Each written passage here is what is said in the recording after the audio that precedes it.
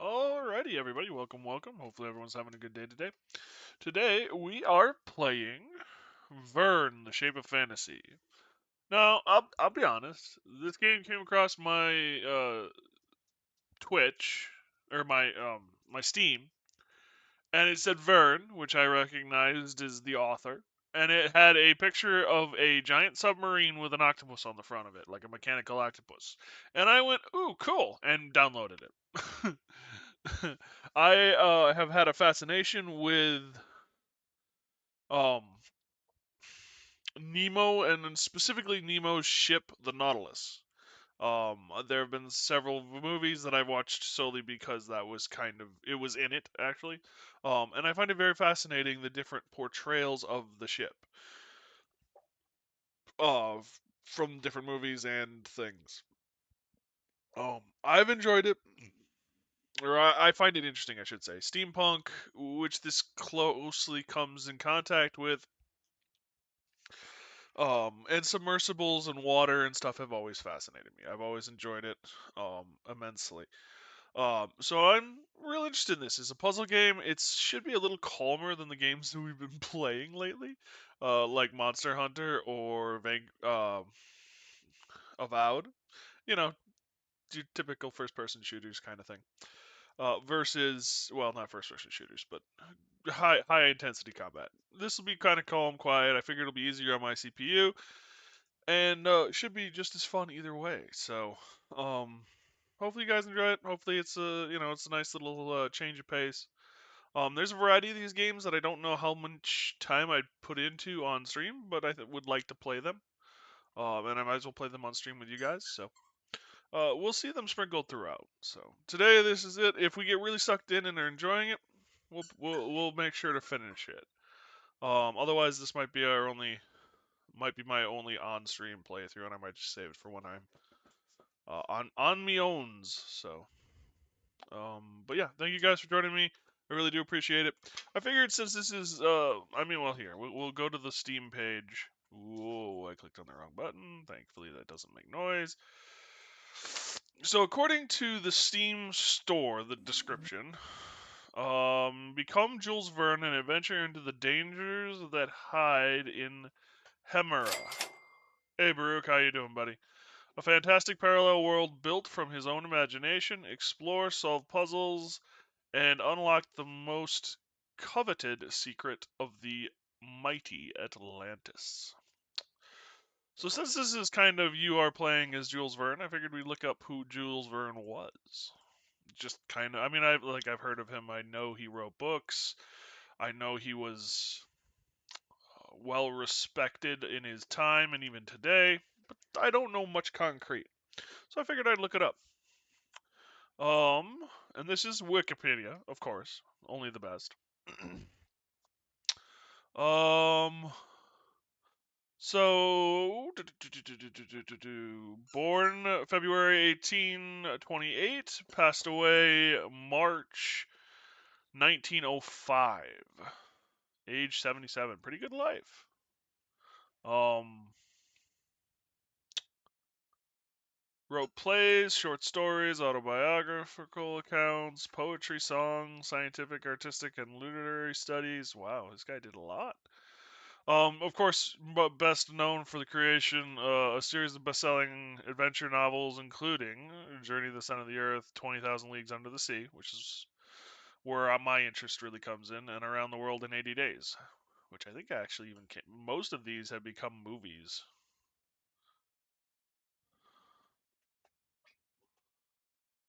Um, I found it interesting. His novels, always well researched, according to the scientific knowledge then available, are generally set in the second half of the 19th century, taking into account the technological advances of the time. Kind of cool. I'm not gonna go through a lot. This isn't a stream on Jules Verne. It's playing the game, but definitely interesting. And of course, those are some big name books. Even if you haven't read them, Journey to the Center of the Earth has, I think, two or three movies at least, and it is considered, in my opinion, a classic. 20,000 Leagues Under the Sea. Who doesn't remember Disney's take on this? probably everyone, considering how frickin' old it is. But there was also some remakes ish to them, which were kind of interesting. So, um, yeah, Around the World in 80 Days. I think he did Fly Me to the Moon as well. List of novels, yeah. Wow, I didn't realize there's so much to this. The Golden Volcano? Lighthouse at the End of the World?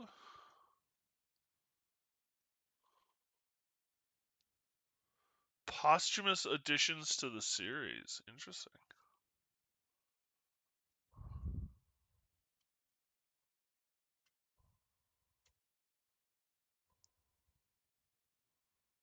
"800 Leagues on the Amazon."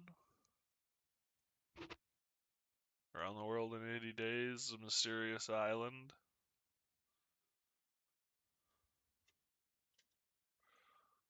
"A Floating City." "Around the Moon." "5 Weeks in a Balloon." Did you do Treasure Island too?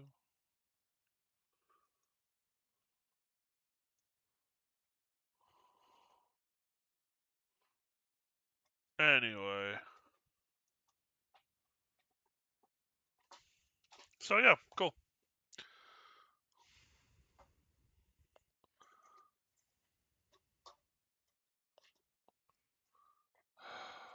I love that little dog, but I want to shoot him sometimes.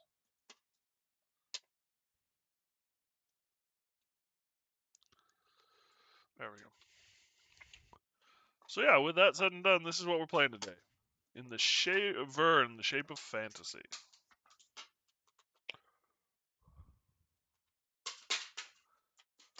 My computer has troubles with this. It's time to put the computer down.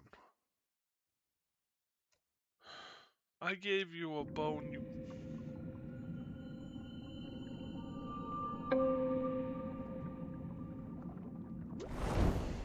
Alright, that's kind of on the loud side for me. How's it for you guys?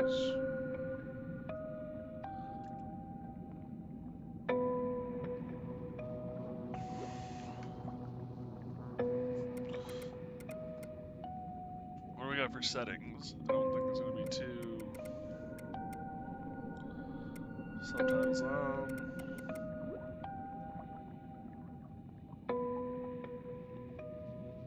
Alright.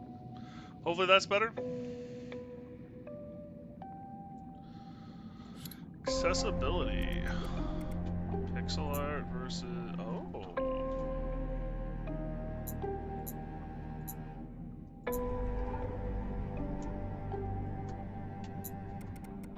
Camera shake. Controller vibrate.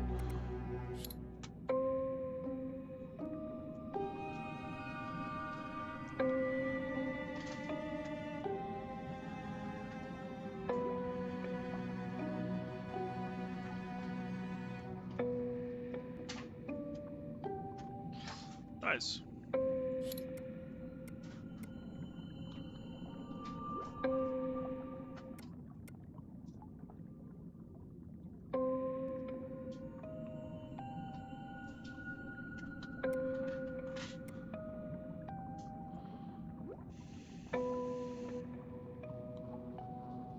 And Zone 2 demo is available.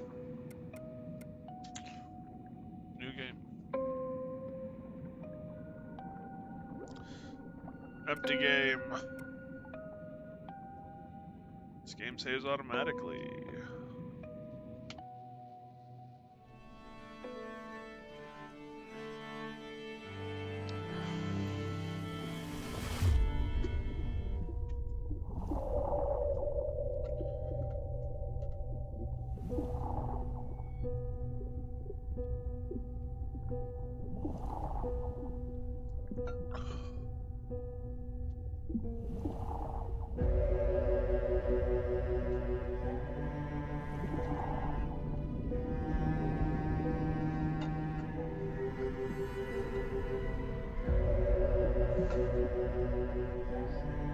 Just looks epic.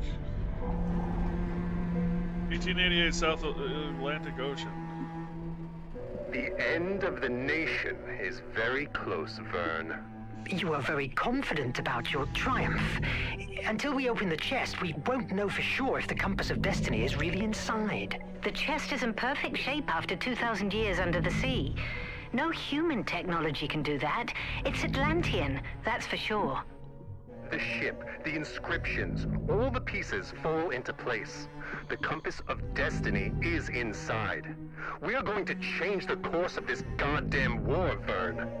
We are going to change history. Take it to Mr. Verne's lab and start maneuvers to ascend for air recycling. This discovery will change it all.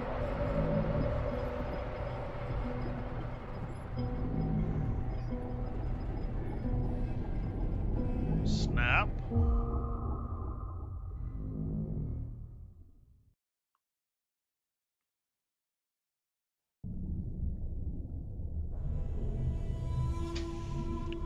An Ocean of Despair. March 25th, 1888. March 25th, 1888. Scientific Officer Log. It's a great day for the captain, who has asked me to begin documentation while he delivers a speech to the crew in the library. After months of searching, at last he found it. He doesn't have the slightest doubt that the Compass of Destiny is in his hands. An old artifact that, once released from inside this chest, it is supposed to guide us safe and sound to the flame of Hephaestus, the most powerful energy source in the world. The deadbolt has a complex defensive system, and the...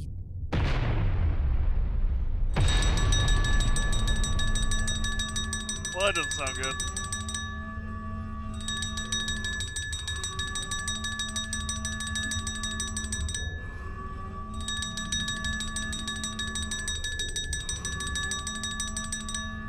It's not letting me do anything.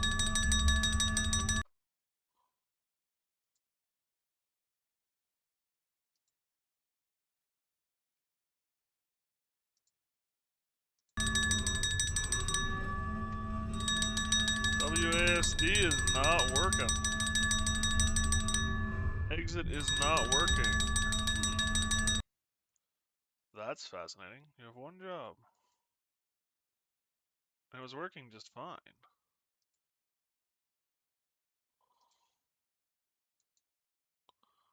End task.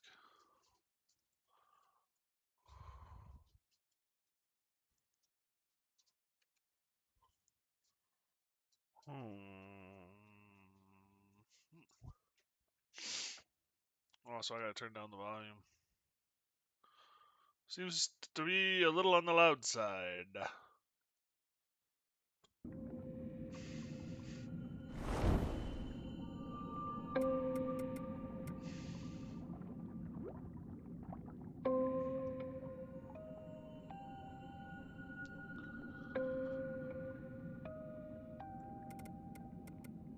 Well, I mean, I like the crystal clear voice stuff. So maybe we turn these down and leave the voices up.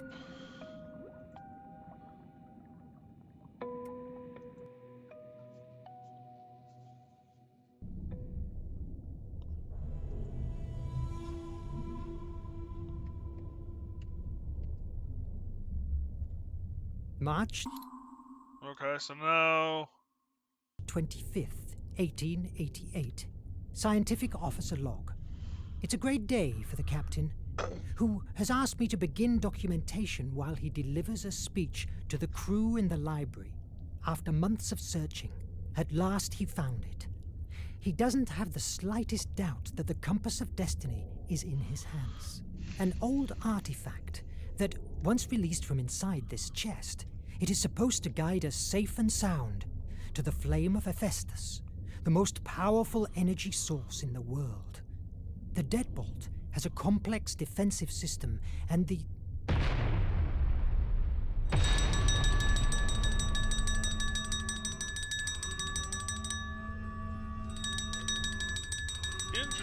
Oh, press Q to start playing. God damn it. Your read shit. Yeah, there we go.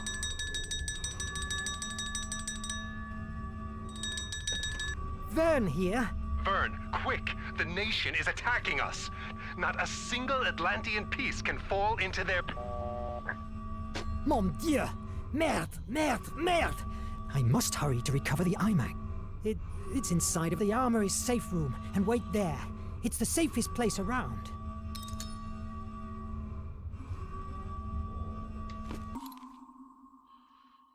Image of a powerful landing device capable of detecting fissures in the flow of reality.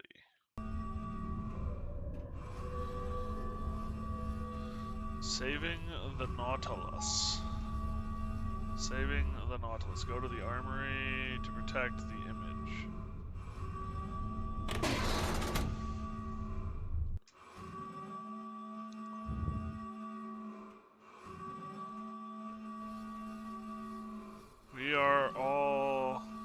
We all are the Nautilus.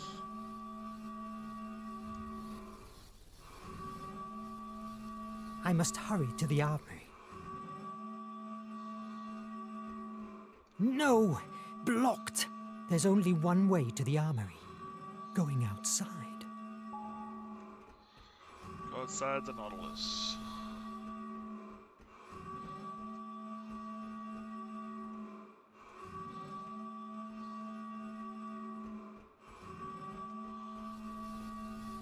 Going down. It's not the answer. It's a cul-de-sac.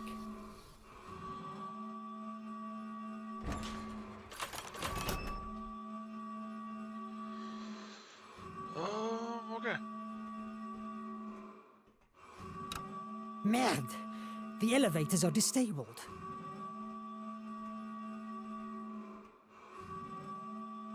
Oh.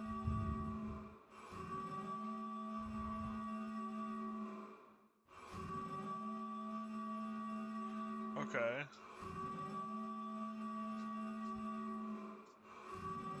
Interesting. Nemo's organ.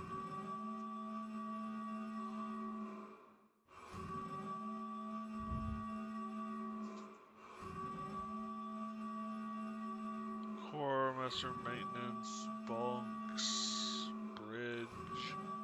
Where's the... Oh, armory, there it is.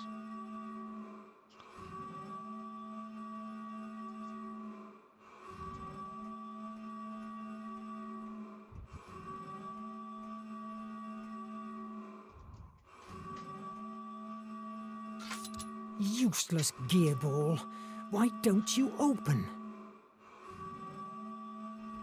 Useless gearball.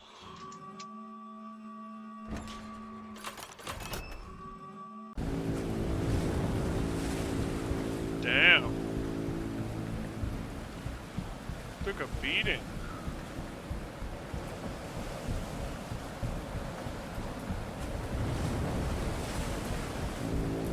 Gods. The Valkyrie. It's eerier than I thought. I must get to the front hatchway.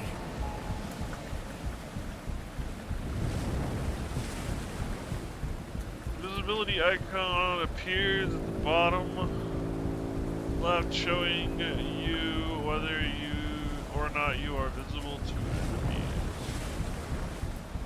There's the stealth mechanic.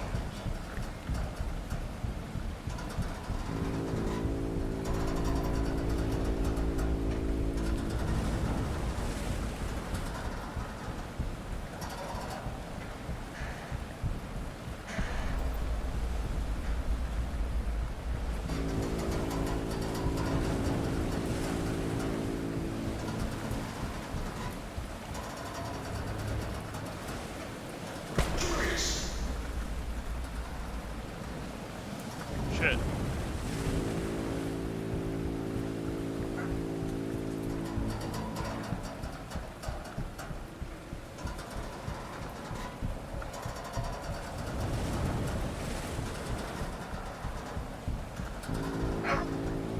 Mac, you gotta stop, buddy.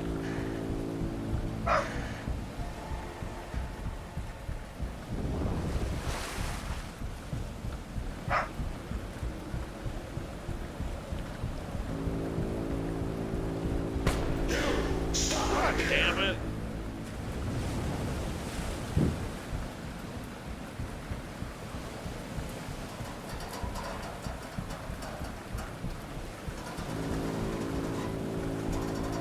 Sound design's pretty good.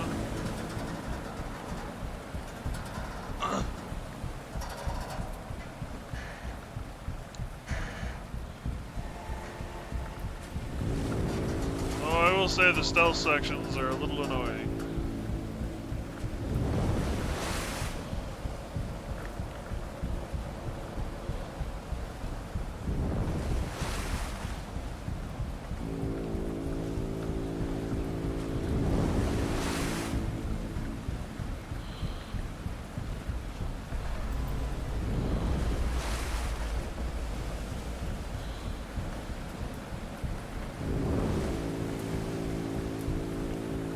Maybe the main door is not a good idea.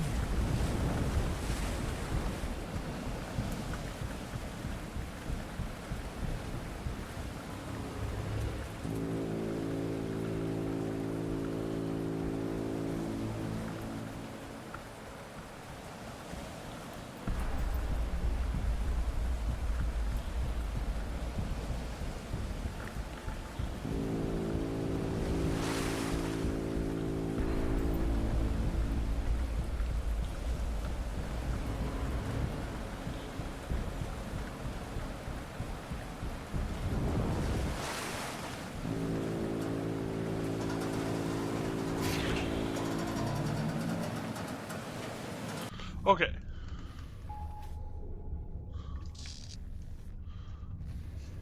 Saving the Nautilus, go to the arm. Wow, this place is, These elevators don't work either. less than ideal. It's jammed.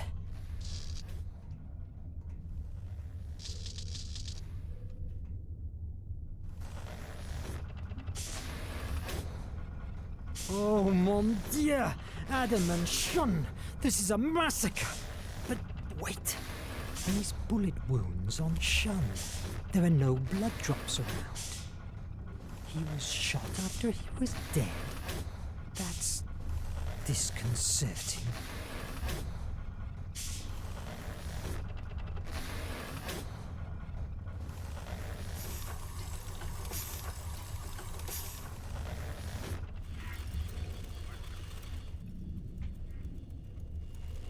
I must hurry to the armory. I must hurry to the armory. Oh, is the armory down? The armory is down. Oops.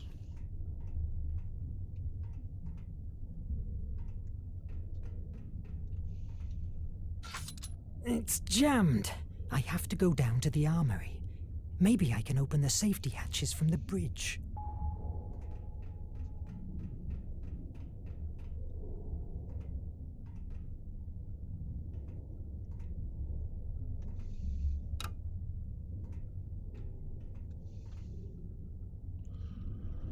Oh, okay, now I go up.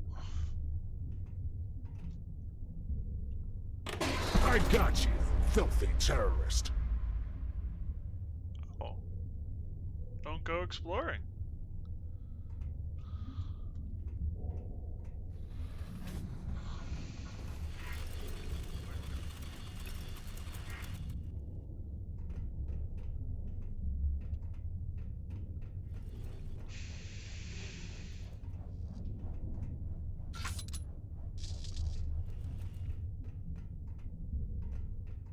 It's Verne!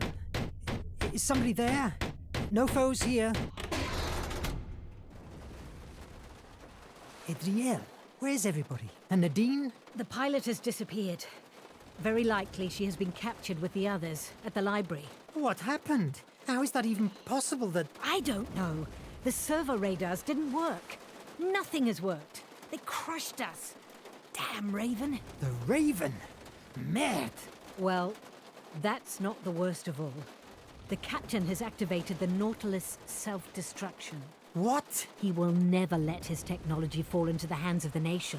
How much time do we have? Less than 10 minutes. Mon Dieu! You are the second in command. Can't you disactivate it? Only Nemo knows the code. He told me to protect the bridge to speed away as soon as we release ourselves. But the engines are currently paralyzed until the captain reactivates the core. That's why we're still outside. Oh my God! What will we do? You are the only one who can do something. What? The only what? I'm not a soldier. Well, now you must become one. I will open the hatches to the armory chamber. Once there, take the IMAG and do whatever you can to save the Nautilus. But the iMac? It's not a weapon. We barely know how to use it or what it can do. What if it sinks us? What do you fancy more? A quick death beneath the sea or a long life of tortures at one of the nation's penitentiary mines? Move!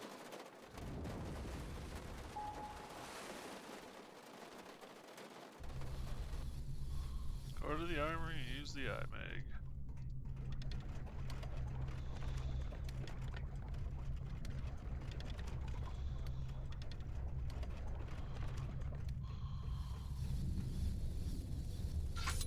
I still have some stuff to do.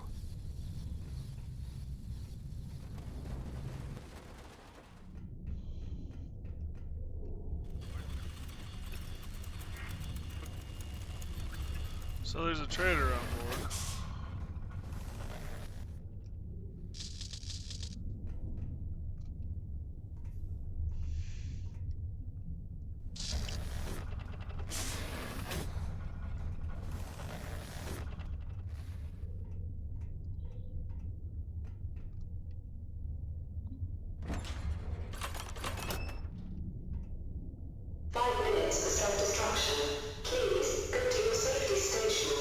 Mon Dieu!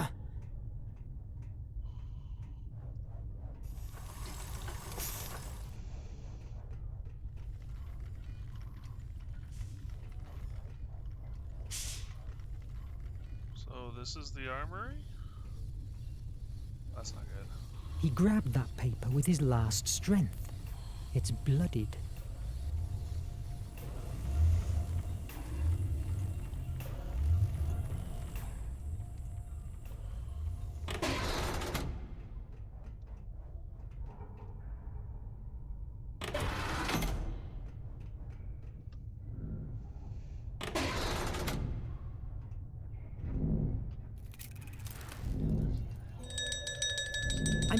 I'm coming!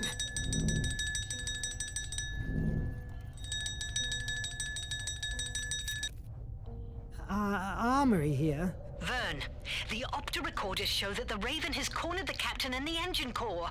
Go there. I will open the hatch. And what am I supposed to do? Think. You'll figure something out. You're an imaginative guy. Merde!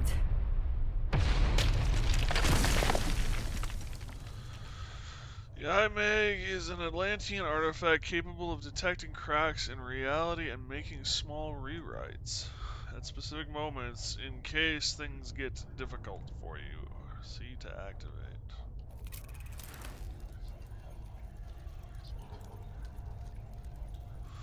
IMAG offers logical choices. Explore the world to get more options. Select one.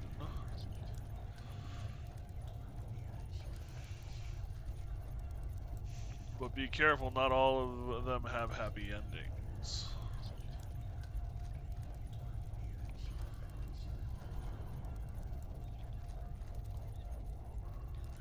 The ceiling kept withstanding.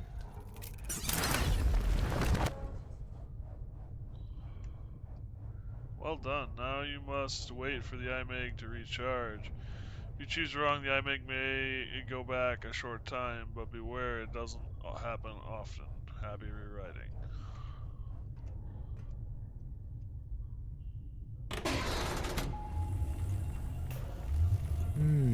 That paper. I could try with the iMac.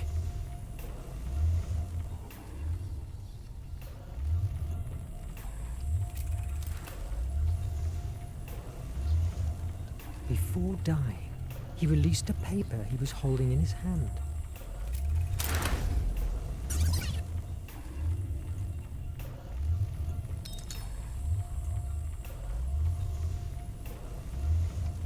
Nation. Prussian kingdom, after years of war, gathered from her defeated neighbors enormous wealth and great scientists, whose work allowed her to develop impressive technological advances. Thanks to this superiority, in a few years she annexed a large part of Europe too. In 1815 proclaimed herself as the nation, the only one, because can be only one true nation and only one identity that protects the civilized human being from barbaric savagery. Huh. Day of the Nation is led by the Man of the Curia, a select group of 23 pro-men members of the political, military, and scientific elite. Interesting. There's a lot of lore.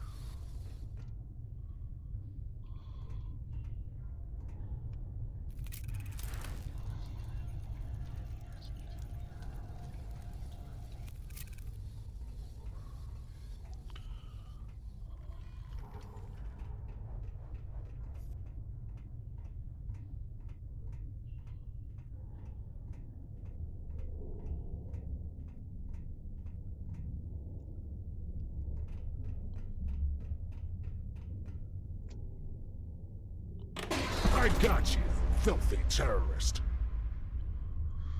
So he's still there.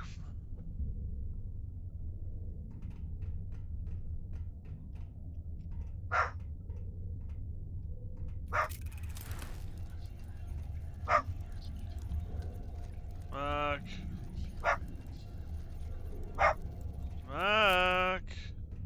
I love you, little buddy, but there are times.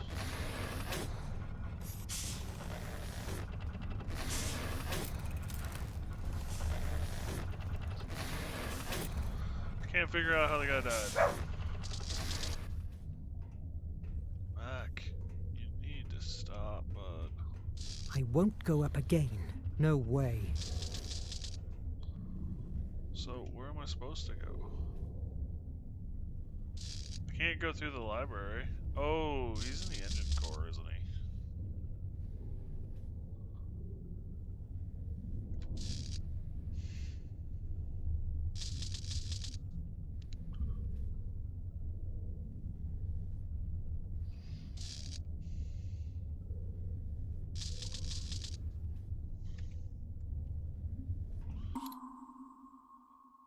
Go to the core and save Nemo.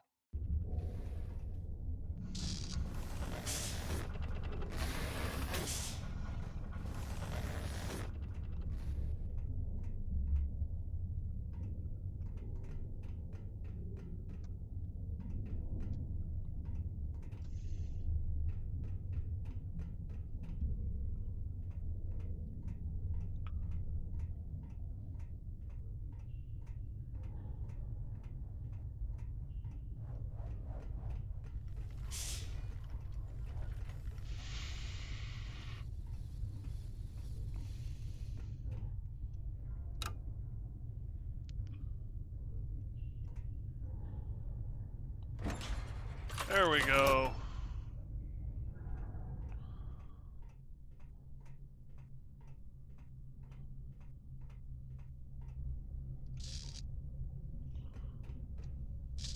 Blocked!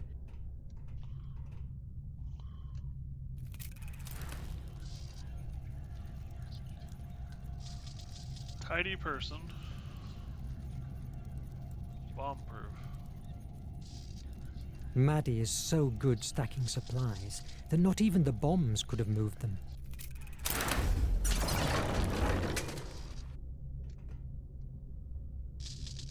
Oh.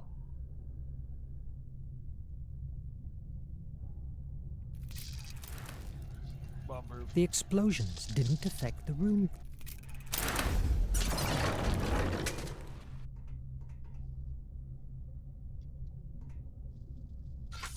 I still have some stuff to do.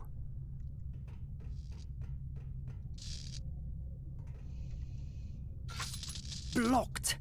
I can only use the IMAG if I know the possible options. I must find another way inside.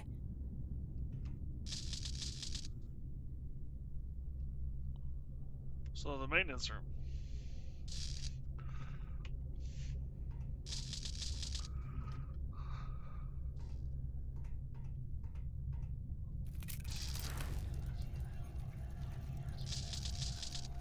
Before dying, he left the emergency hatch open.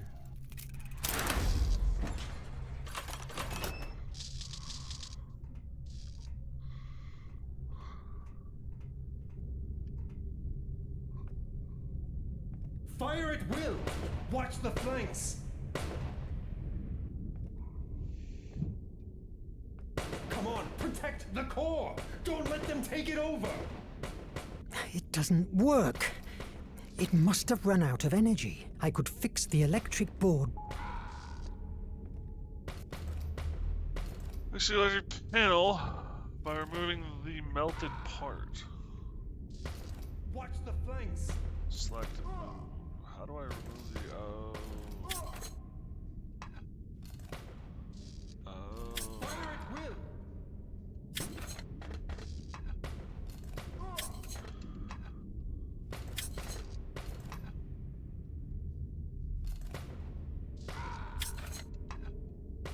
Watch the flanks! Yes!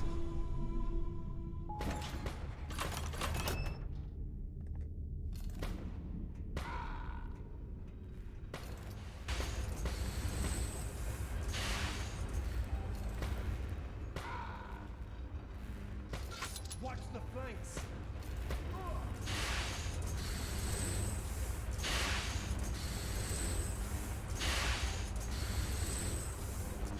You just don't know when to surrender. Isn't that so? Of course not. I still have to finish your face. The Nautilus is at last in the nation's hands.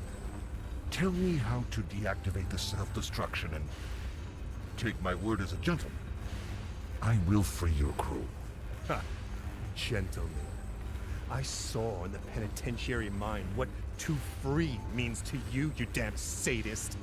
I will die before releasing the Nautilus to your masters. It's a shame to end our relationship like this, but... Wish granted, Captain. This time you will not escape. Brothers, take aim! No!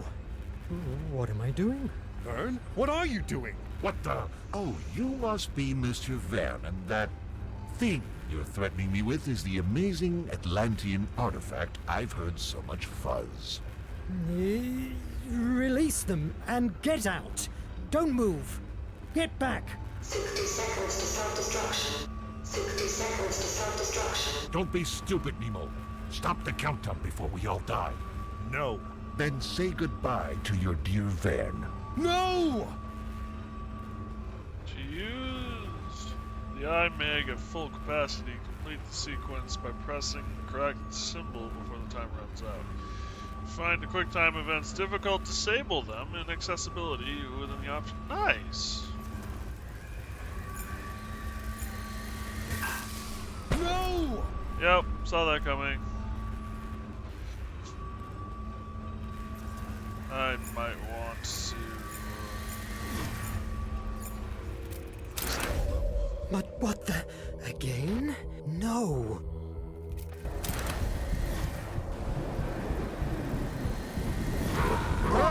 Verne! I will find you! The IMAG had never displayed that amount of power before. My mind was dragged again to the bridge, an image that was torturing me over the last months. I didn't wake up until a few hours later, a time that surely Nemo felt was like an eternity. Nice. You think that fear, destructive imagination, and hopelessness don't exist? Captain, my take is that the only way to open it safely is exposing it to the IMAG. Are you sure? This deadbolt is a piece made by Phobos priests. Their devices were famous for being impenetrable, forged with the remainders of a meteorite. If anyone messes with it, it will launch a discharge of an energy that will cause a deep, infinite terror to whoever receives it. An energy that causes terror? That's preposterous. Maybe for you, but for the Atlanteans, the power of Phobos was real enough. Do you think that fear, destructive imagination, and hopelessness don't exist? Not presented in the shape of fireworks and sparks. If you don't believe me, feel free to break the chest with a crowbar. How can the iMag open it? The iMag feeds itself with Mr. Verne's imagination and uses it to creatively change our reality. Therefore, it's a positive force, directly opposed to the kind of energy that the deadbolt uses. I'm reasonably convinced that the energy of the iMag will nullify the one in the lock. You mean like sand and rust? Could be. The deadbolt is a rusty key, and the iMag, the sand that wipes away when scrubbed. Do it, Verne.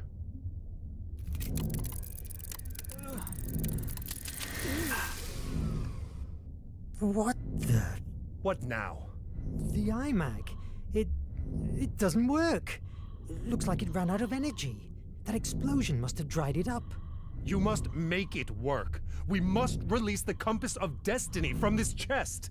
Shouting at me won't help. Adriel, go and look for Petrov. May he bring the torch and... Captain, I must advise against force opening the chest. Unless you want to lose your mind. What is imperative now is to find an answer to why the iMag is dead. If you have any theory, spit it out now. It's possible that, given that the iMag gets its energy from the imagination of its host, the problem is inside your mind, Verne. In my mind? Yes, that's true. You talked about hallucinations. Yes. For an instant, I traveled back to a bridge in Paris.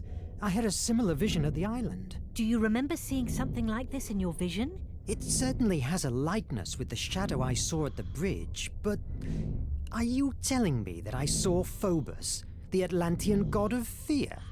Fear is a narrow description of what Phobos really meant to the Atlantean people. For them, he was the destructive imagination, the one born out from despair and angst. You could also say that his sister Placea, however, represented fantasy. But the truth was that she was perceived as the source of the creative imagination, the one that thrives from hope. I think that Atlanteans believed that the balance between the two brothers dictated one's own sanity. If Phobos has broken that balance in your mind, that would explain the iMag's silence. Mythology?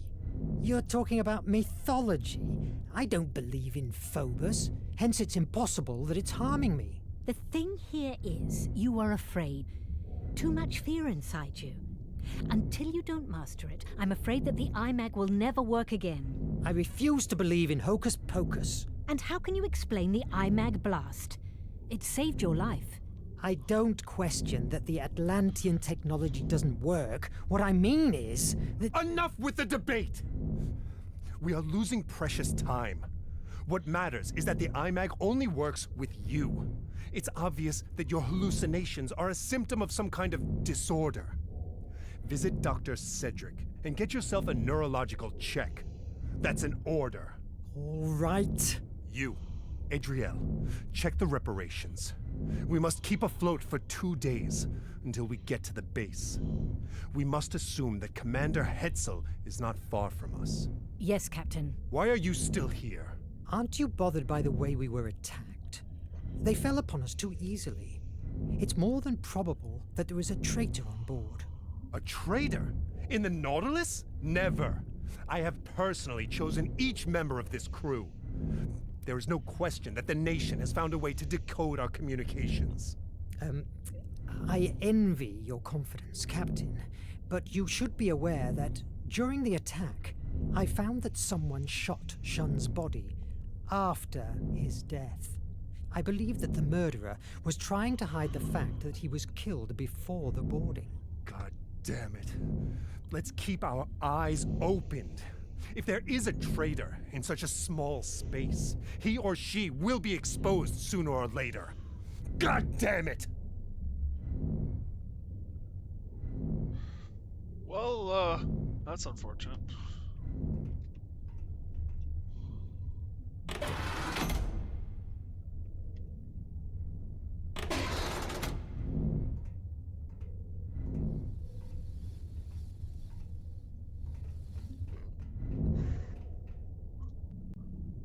Nonsense. I may have my issues, but Atlantean magic? Come on. Let's go to Deck 3 to see Doc.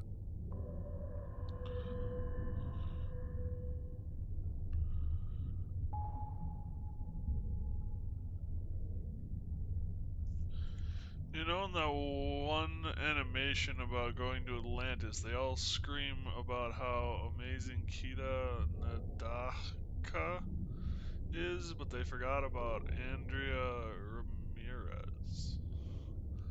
Sorry, Tibbers, I'm not that familiar with that. Are you talking about Voyage to Atlantis or whatever from Disney, or is there a different one you're talking about? Animation.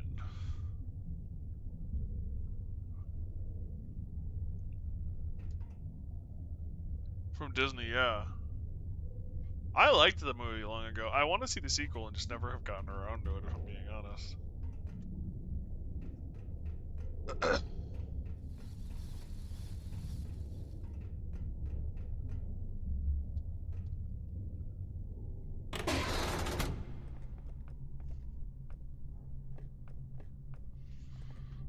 Nemo's organ has always fascinated me, and also gives me chills, just like the captain.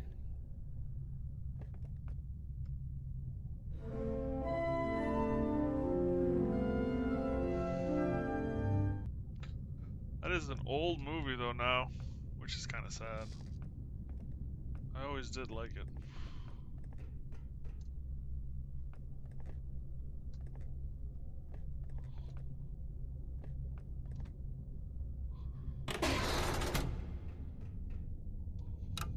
It doesn't work. I can't reach the sick bay. I'll go to the bridge and see if Nadine can help me.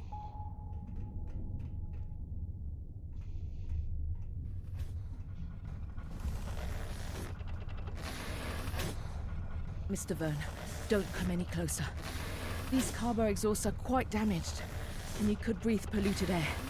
I will, but what about you, Suni? Don't worry, I'm used to it, and it takes a big deal of carbon dioxide to knock me down. Will they hold until we reach the base? I'm working on it. Oh, they must hold. Without them, we couldn't breathe. I'll stop bothering you. Good luck with that. Thanks. I will need it. Oh, great.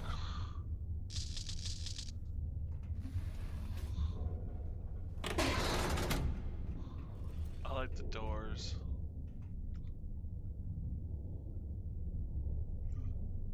Uncharted, the American Empire, the Eternal Land, Sea of Darkness, Uncharted.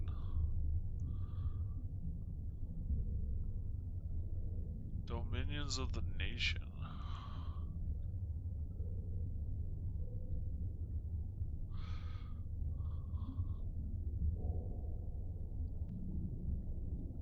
Colonies of the Empire of the Britannian States. Ow. Land of Sorrow. That's probably a pretty apt description of Australia. At least what it would have been during this time is pretty damn inhospitable.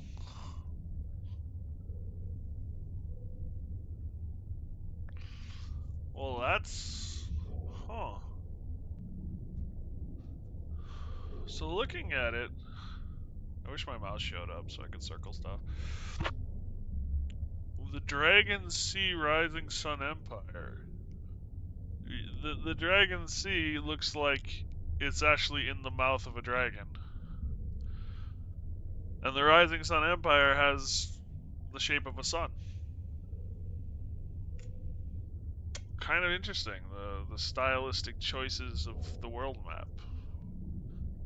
The American Empire is only half of the United States now.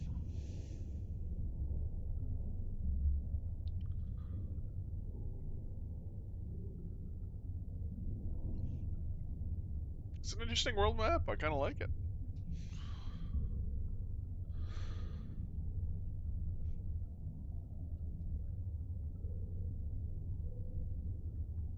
Oh!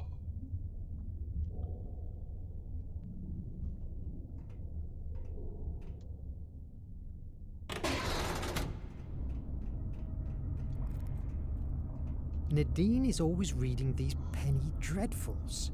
Awfully boring literature, so to speak.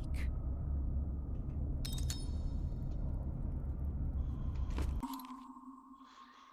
old Juggernaut-class destroyer Valkyrie had become tremendously popular in the nation thanks to the desperate rescue operation during the 1847 invasion of Britain, which saved the lives of thousands of shipwrecked soldiers. Despite her popularity, the ship already obsolete for the nation's new technology was not repaired from the damage received during her last battle and was abandoned in the North Sea for 2 decades until the Bloody Raven reclaimed her. He was going to make her the centerpiece of a suicide raid on the Suez Canal and steal control of it from the Golden Empire. Sight of Valkyrie's rusting hull at the front of the nation's fleet shook the morale of the Anglo-African fleet guarding Port Said. But when her golden mask ripped the hull of HMS Vengeance in half, that same morale was shattered to splinters. 2 fleets engaged in a skirmish. The rusted destroyer swept through the city and penetrated the canal, destroying everything in her path, sustaining countless damages and transporting more than 150,000 Echo Guards to the very gate of the canal's main control. The Allied fleet was soon defeated by the nation, and the highly strategic Suez Canal became part of their domain in a matter of hours. The strategy had become a success. When the Raven discovered that, despite the virulence of the attack, the old Valkyrie was still standing, he decided to take her as his flagship, repairing the major damage, but retaining her rusty appearance, which had proven to be a terrible psychological weapon. In a short time, and thanks to the Raven's victories, both became one of the most recognizable symbols of the nation's war effort, exploited by propaganda ad nauseam, with products such as the morning radio serial, avenging Raven against the evil Captain Nemo. Great. It just sounds great.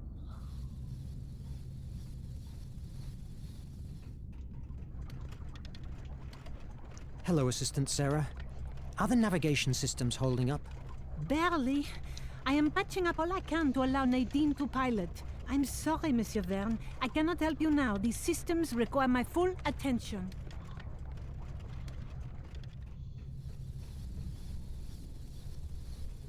Well,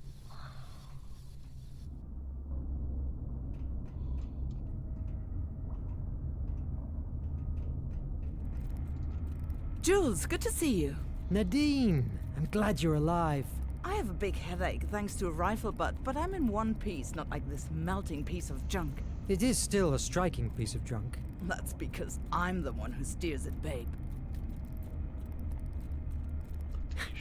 Do you think they will find us again? No doubt about it. We have decoded a radio message from the nation. The Raven is still alive and it's behind us at full throttle. Your hocus pocus stuff only sent him 200 miles away from us. Sooner or later he will fall upon us, and that's for sure. If we keep ourselves underwater, he won't find us. We have been 2 days without recycling air, and the oxy-recyclers are quite damaged.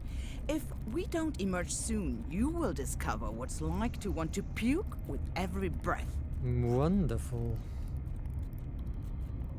ambush. The attack has been more of an ambush, don't you agree? They were waiting for us. Did any radio message come out the days before? You must have seen it. Negative. 10 days ago, the captain imposed silence at the Nautilus. Nothing comes in, neither out. Is there any radio channel that avoids the primary systems? Nemo's personal telecommunicator. He's the only one that holds the codes. He uses it for his business with the resistance cells. You were a part of one of these cells, isn't that so? You can bet your ass. I never had eaten more mud in my fucking life. We traveled fast through Hemira, no more than 3 days in the same spot. We stole from the nation everything that wasn't hammered to the ground. The good thing about that is that I barely knew the warfront. And then, the Nautilus. Think about it. A toddler like me, recruited by the Nautilus. I would have done anything Nemo asked me. Not anymore. Well, I've been locked here for a while, fighting, and I feel that there's a lot of things outside that I'm missing out. Fighting tyranny is a horrible job, but someone has to do it. Yes, I know. Safety hatches? I need your help. You know, I need to see the doctor, and the elevators are disabled. Can you open the safety hatches? I hope it's nothing serious, but I will give you a few seconds of energy. Ah, much better.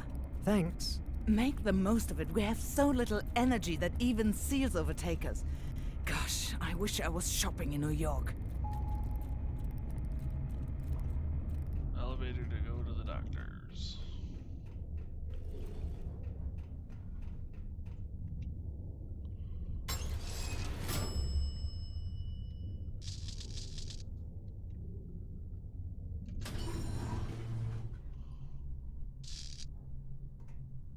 Well, this place seems great. Verne, you are here. The Nemiagram isn't prepared yet. Come on in. Make yourself comfortable. How are you? I felt better before my conversation with Nemo. He's getting more nervous each day. That happens to all of us. I mean, you're fighting. What's this device? Nemiogram? A memory writer? That's it. I designed it months ago, but I hadn't the chance to test it. It induces a deep hypnosis trance to a patient, and it's ideal to explore the blocked corners inside his or her mind, theoretically.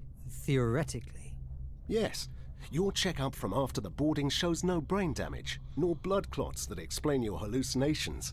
So I decided to try an alternative approach. Hypnosis? Why? The IMAG and you are linked by imagination. Doctor, that sounds terribly unscientific. Call it in brainwaves or whatever you like. The undeniable matter here is that the IMAG only works with your brain. The Raven attack provoked a trauma, and because of that, the IMAG doesn't work anymore. And how is this machine supposed to cure me? It will not cure you. My intention with the Nemiogram is to discover what happened to you at that island. You have told me many times that although you don't hold any memory of that episode, you believe that there is where you found the IMAG and suffered your first bridge hallucination.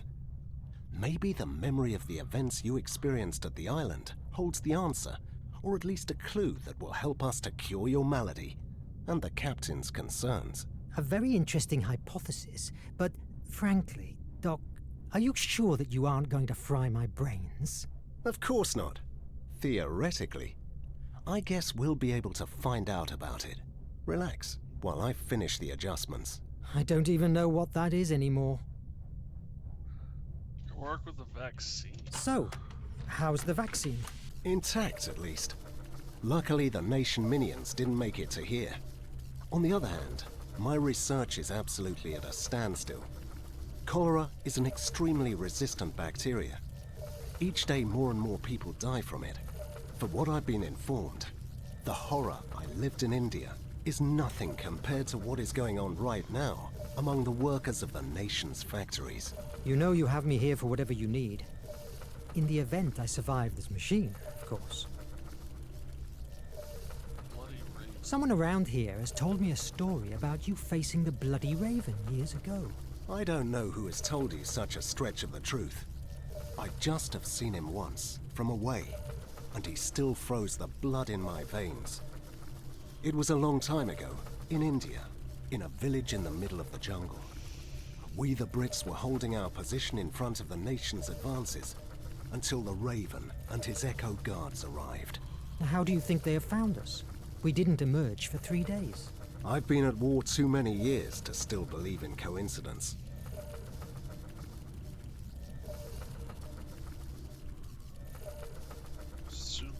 Did you analyze Shun's body? I believe I saw something. Something that didn't match the scene, right? He didn't die from bullet wounds. Lethal head injury. My suspicion, somebody attacked him from behind before the nation's boarding, and then shot the body to blend the murder with the other deaths. That night, he was on bridge duty, and mysteriously, servo radar stopped working. Someone in the crew is... You should discuss these matters with the captain. I am just a doctor. My patients are my mission. And right now, you're one of them. When do we start? It's ready. Let's begin. Focus.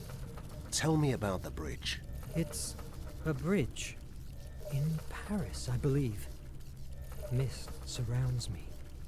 I have a strange feeling, because there is someone else here with me. I have felt that very same presence before, at the island, before the Nautilus. Focus on it. Let yourself go. I'll try. It's difficult to focus. Everything began 6 months ago, the day of the wreck of the AES Annabelle Lee.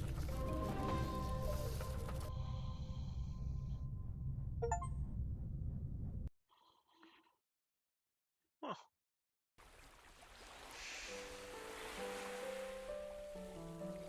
Cedric's strange machine unleashed my memories, lightening the dark void of my stay at the island. The Annabelle Lee was my first assignment as a scientific officer at the American Empire Navy. In addition to the war's own menace, there was a rumor that a huge sea monster was around, sinking ships. Despite my skepticism, 3 weeks after our departure, in the dead of night, that rumor became a reality by pouncing on our ship and in a matter of minutes wrecking us. By some miracle, I survived. Luckily, the currents brought me to the island. Later, I understood that my extraordinary journey started right there.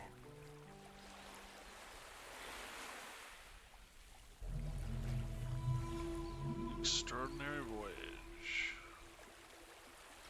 Indian Ocean. Where am I?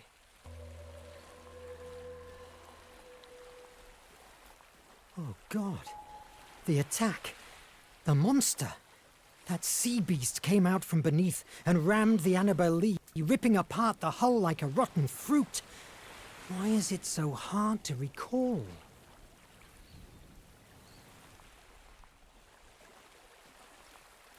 There's no sign of life. Maybe I will find someone inland. Oh, I need food. A petroglyph. It's ancient. It must mean something. An old letter. Seems to be written by an outcast.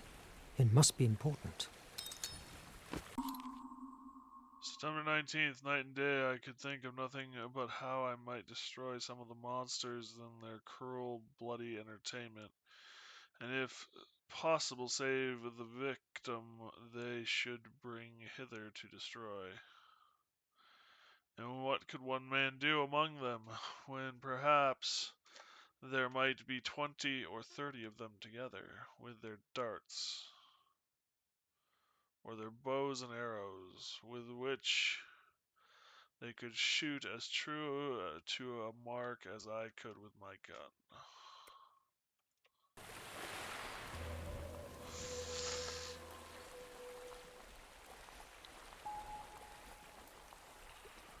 Find the other 2 letters.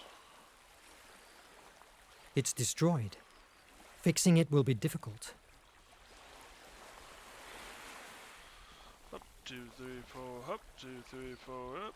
Ba-da-ba-ba-ba-da-da-da-da-da.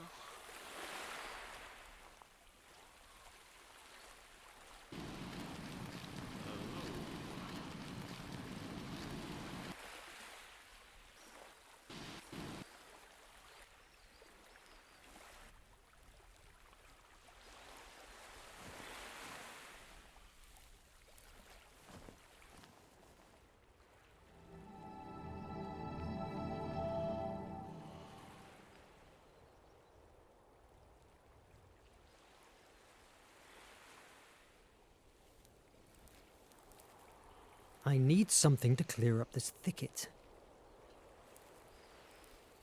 This place is a paradise, but not a soul around. I hope this island will not become my grave.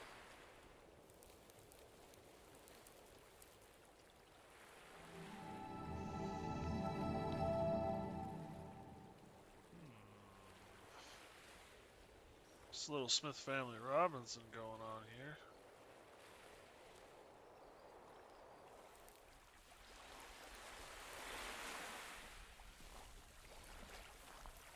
There's something written on it.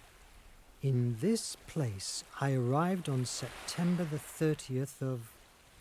I cannot read the year.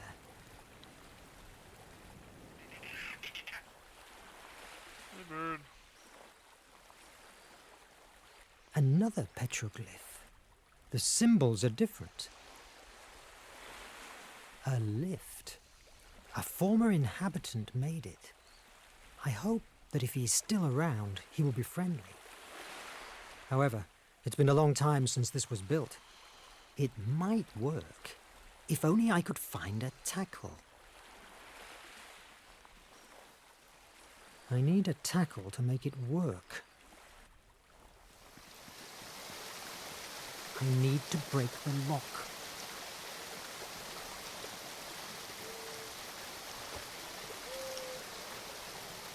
A new tackle.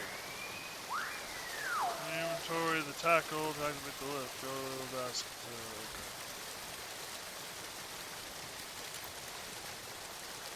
Okay.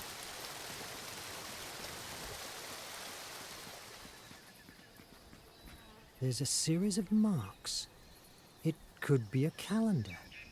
If we take each of the small ones for a week and the big ones for months, mon Dieu, it's a whole life.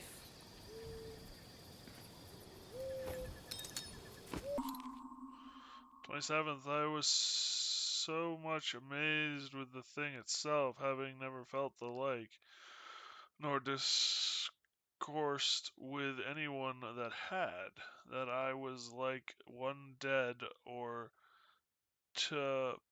tepified or stupefied. And the motion of the earth made my stomach sick, like one that was tossed at sea, but the nausea of the falling of the rock awakened me, noise of the rock, as it were, and roused me from the stupefied condition I was in, filled me with terror, and I thought of nothing then but the hill falling upon my tent and all my household goods, and burying all at once. And this sunk my very soul within me a second time. After the third shock was over, I felt no more for some time. I began to take courage, and yet I had not heart enough to go over my wall again, for fear of being buried alive, but sat still upon the ground, greatly cast down and disconsolate, not knowing what to do.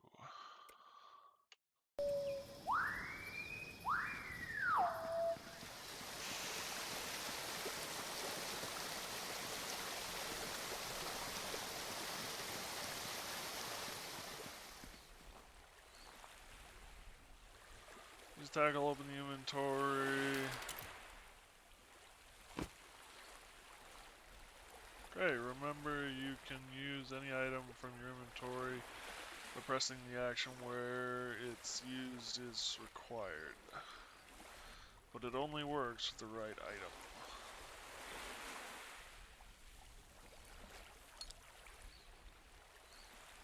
Clover hitch. The best way to tie the rope is to use the clover hitch.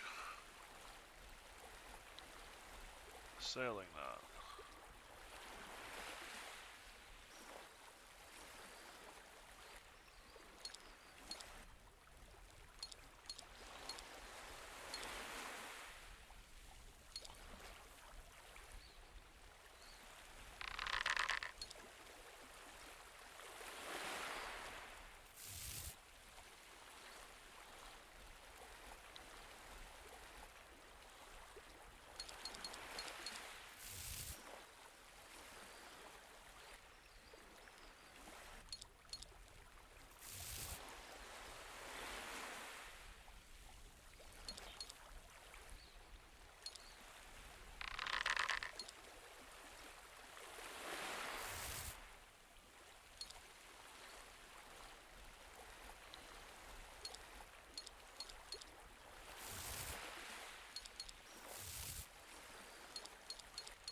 Yes! Oh, that's how they wanted you to do it. Okay.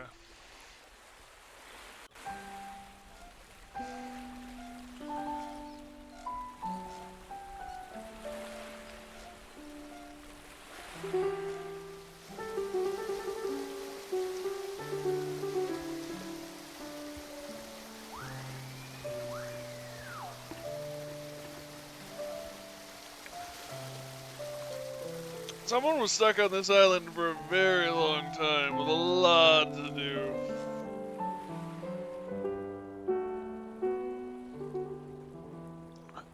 Or with not a lot to do, I should say.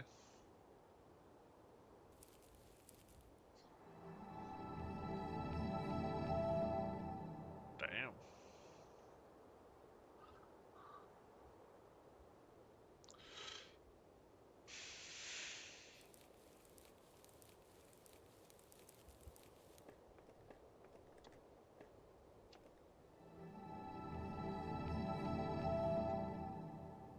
So that lowers the ladder.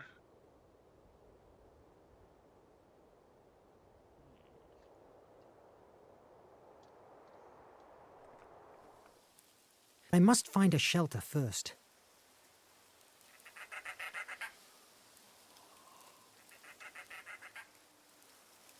I'm safe. Not in bad shape. It could be a good shelter until somebody rescues me. These trees have fruits. And back there's a stream of water. Now I need to rest. Tomorrow, with a clearer head, I will find how to fix it.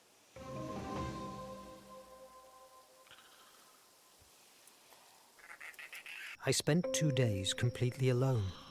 Despite that, the island was familiarly comfortable. It was a beautiful place. All my life, I dreamed about freedom and exploring the world. Maybe that was the way destiny had to give me the chance to fulfill my desire for adventure. What the hell? I wasn't wrong.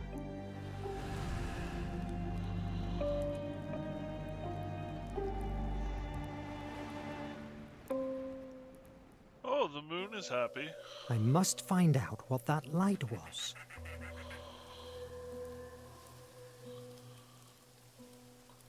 Flame of imagination, investigate the hill.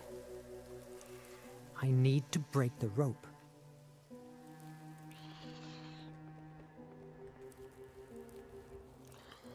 But the island has changed. What happened? Huh.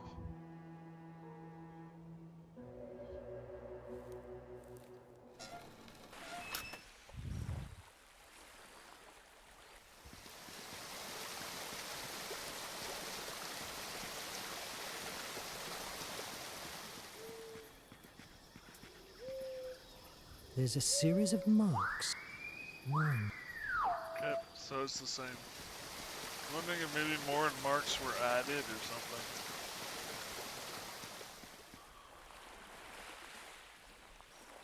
But what the?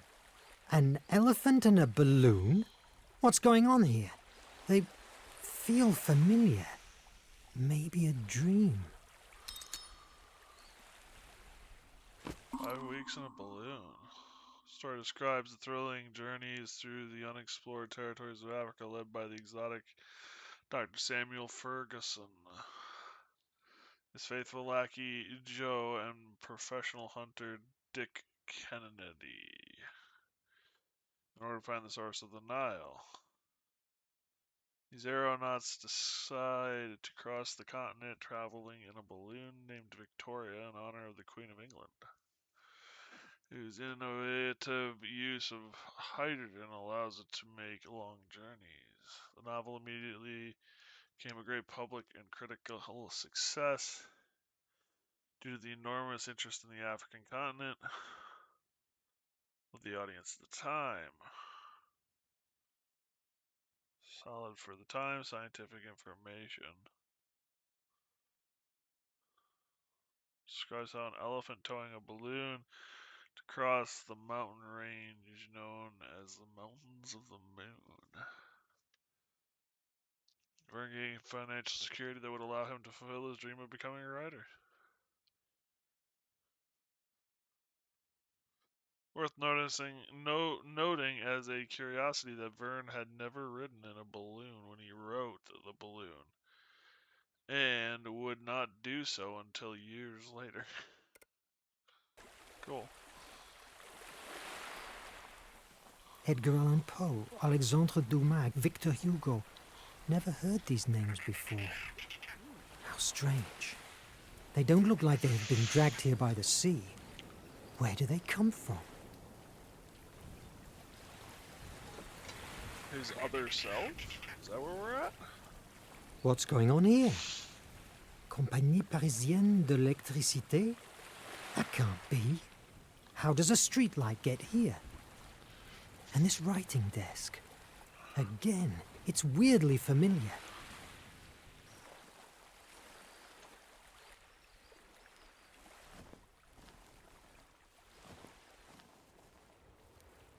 That must be the light I saw.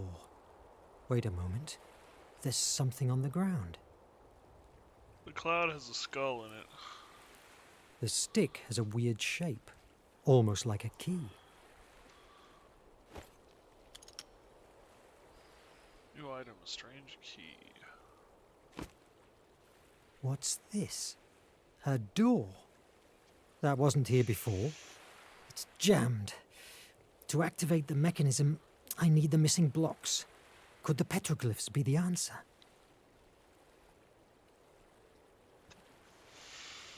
Look for the fragments to activate the mechanism. I need something to clear up this thicket.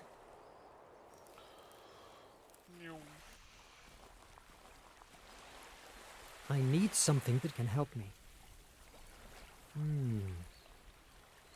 Sometimes in the inventory to activate it.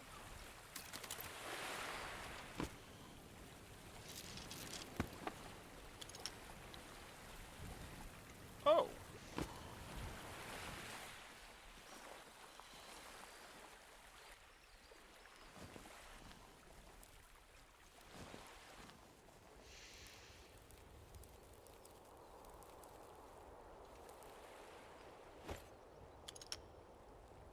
Mangasheti.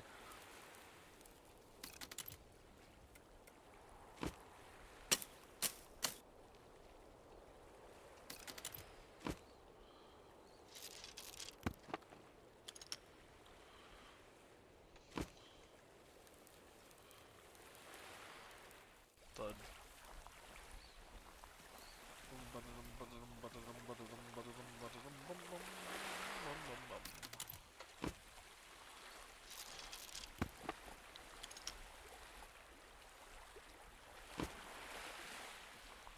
So I need one more. I need something that can help me.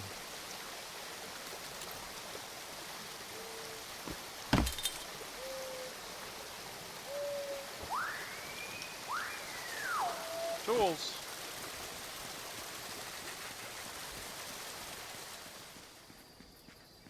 This, nope.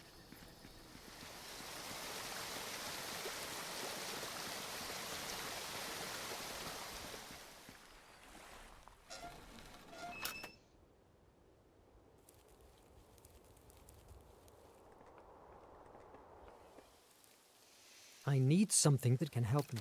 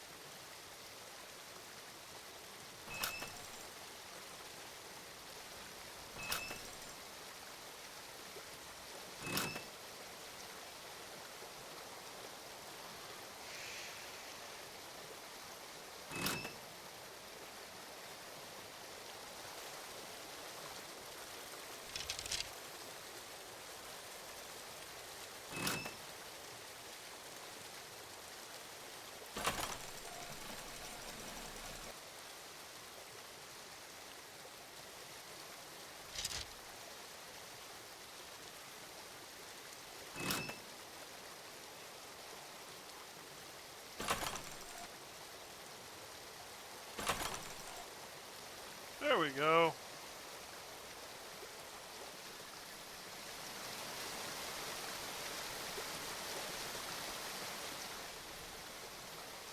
I need something that can help me.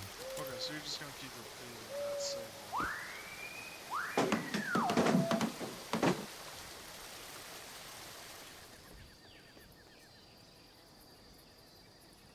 I need something that can help me. You're really just gonna keep repeating that same line. Got it. Now I have all the blocks for the door.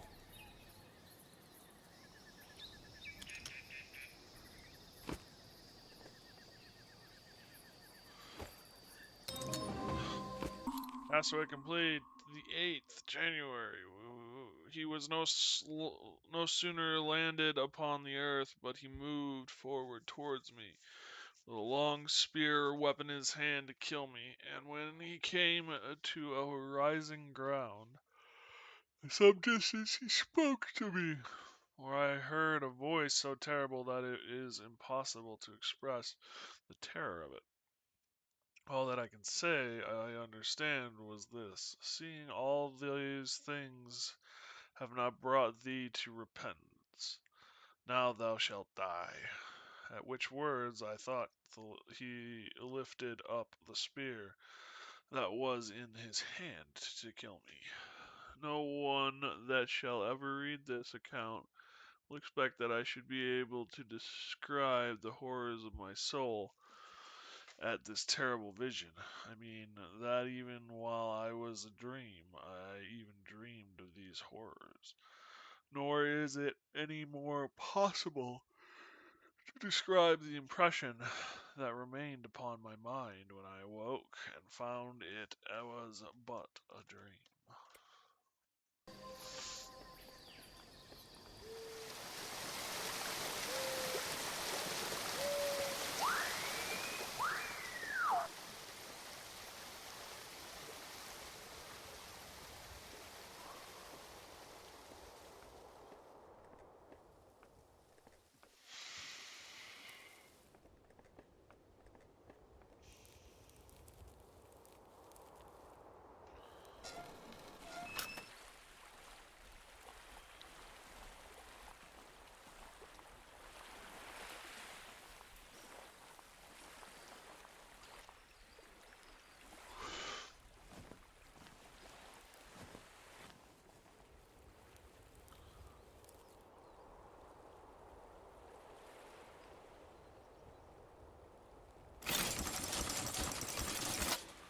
Oh, I see.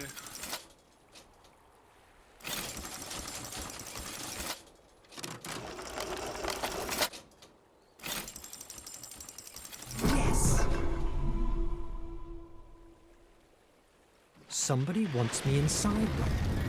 What if it's a trap? Should I take the chance? However, I could probably find inside an explanation for what's going on. And of course, it's a much more solid shelter than a wood cabin. Explore the cave.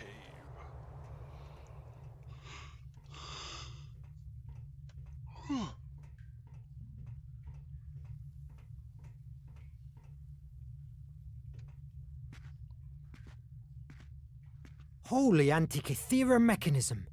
What's this place? This hasn't been built by some castaway. Hi.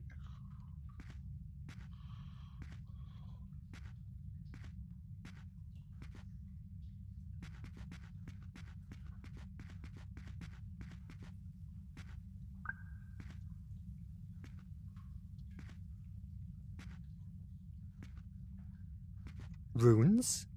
Something enigmatic they hold. This gallery could lead into the center of the Earth. The center of the Earth.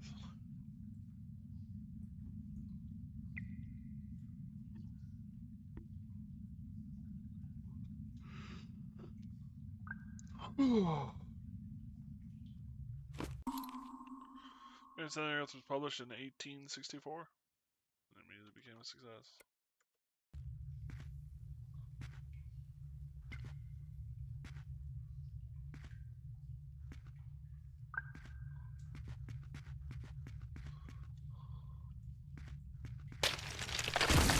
I'm trapped. I hope there's another way out.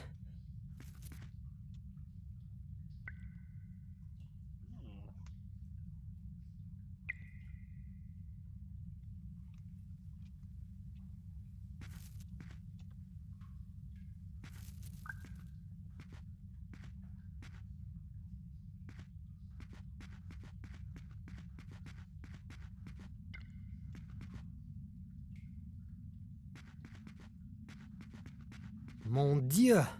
What's going on this island?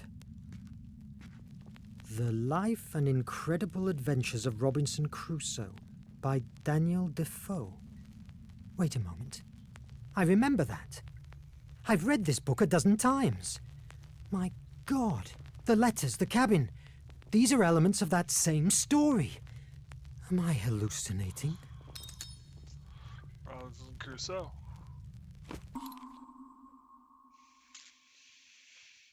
1719. First English novel.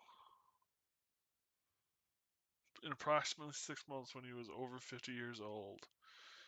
It was a phenomenon because one of the books with most editions translated and knockoffs in history.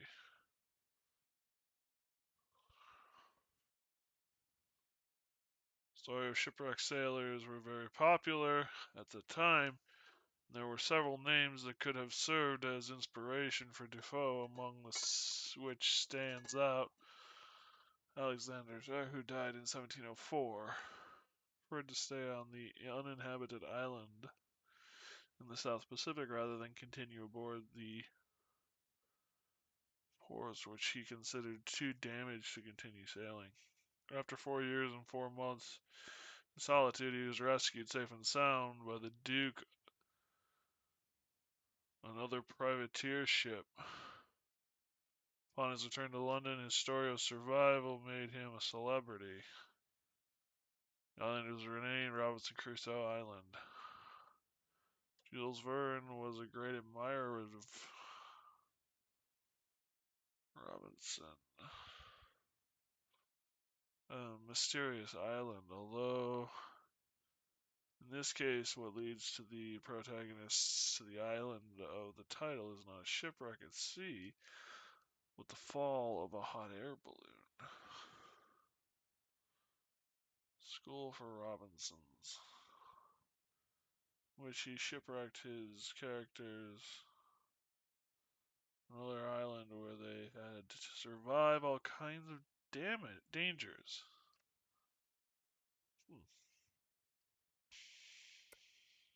Weird. Wait a moment. There's a note here. What mystery is this? All the books have my name on them, but they're all blank. No titles. Earth to the moon, around the world in 80 days. The green ray.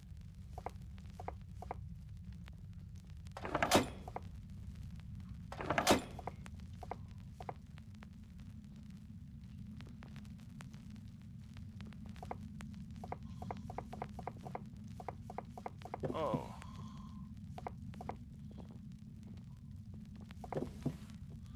Okay.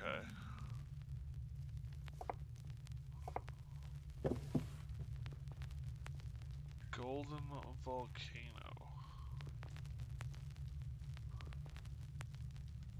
Yes!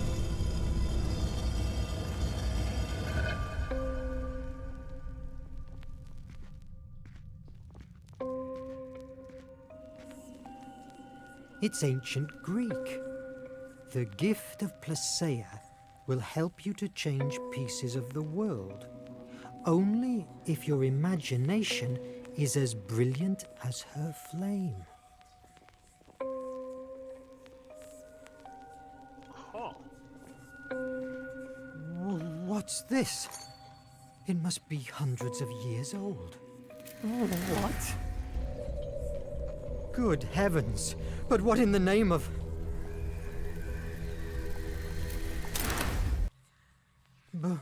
But here again? What's going on? Did this artifact do it? What is this?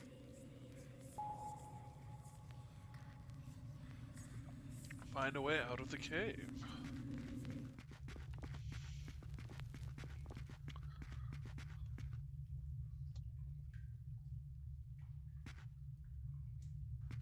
Wait a moment. The inscription.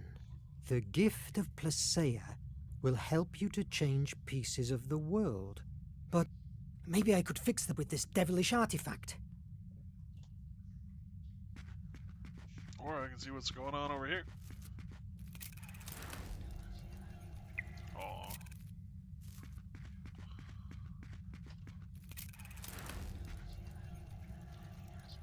Go back in time.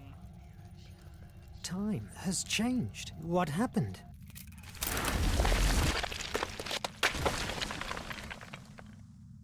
Oh. So it just crumbles again. I assumed if I made it very strong, it would just be really strong on the ground. Fortunately, stones resisted and kept withstanding.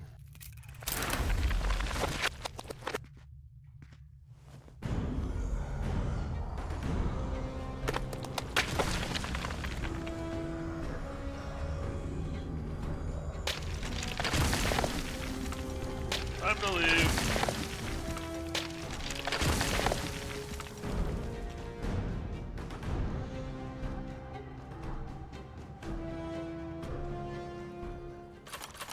This is a nightmare! I must run away from this island. Maybe I could fix the boat with this devilish artifact. I'd rather face the dangers at sea than stay trapped in this madness.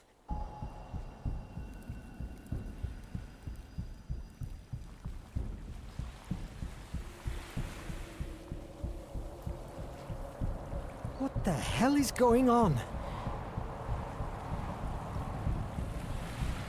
Arabian Nights?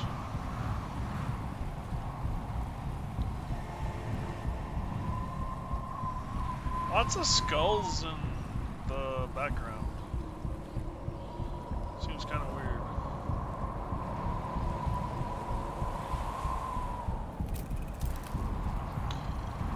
Salvation.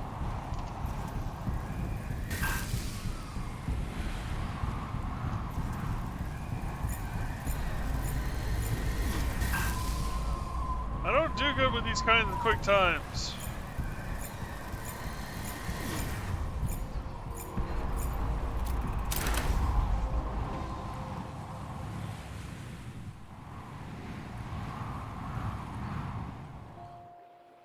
Hours later, while I was drifting away, my head still boiled with questions. I could never imagine that my salvation would come in the form of the monster that destroyed my own ship. Scared to death, I discovered a new truth. It was a monster, yes, but made of steel.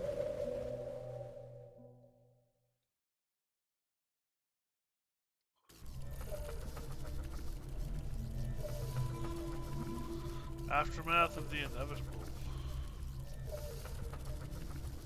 I could never imagine that my salvation would come in the form of the monster that destroyed my own ship.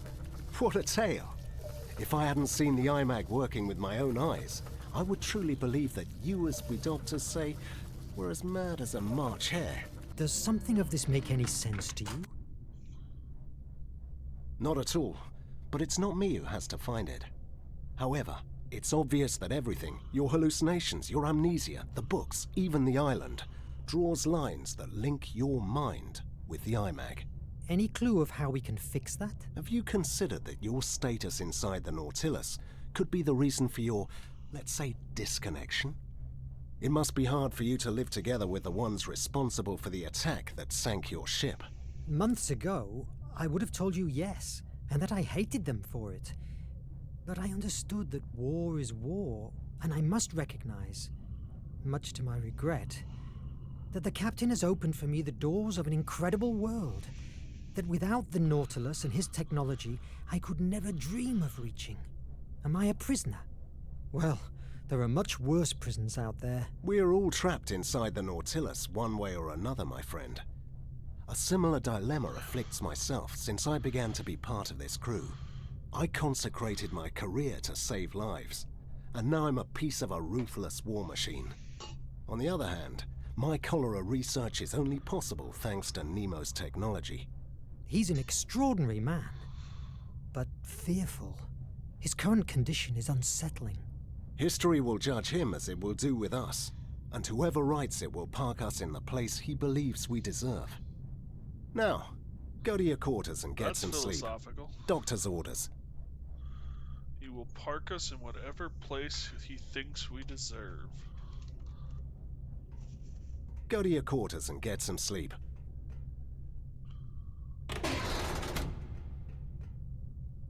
Verne! I knew I'd find you here. How are you? What has the doctor said? I'm fine. I just need some... Oh, good. I'm afraid that it will have to wait. What happens? Officer Israel, please, to the whole room immediately. This never stops. Verne, I revised my notes. Maybe if we dig more into the ship that carried the chest and the compass, maybe we can find out another way to open it. Just in case the IMAG doesn't work anymore. Not a bad idea. Officer Israel, please, to the whole room now. Oh, bloody... Oh, do me a favor. The captain keeps a very detailed record of the Greek ship's history. Please, take a look. See what you can find. Officer Israel! I'm coming! I'm coming! Search into the closet. Look for the log. I don't envy her job, that's for sure. Oh, fun. Better if I don't bother them. My presence here is never appreciated. Thank God, the elevators are still working.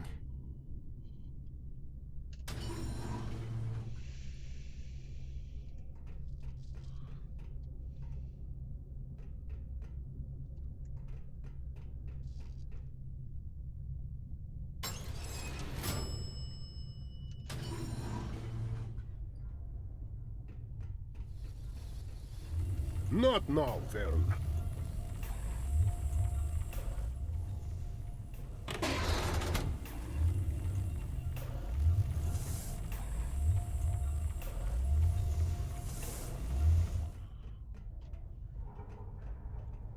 I still have some stuff to do. There's the time and place. This is neither the time nor the place.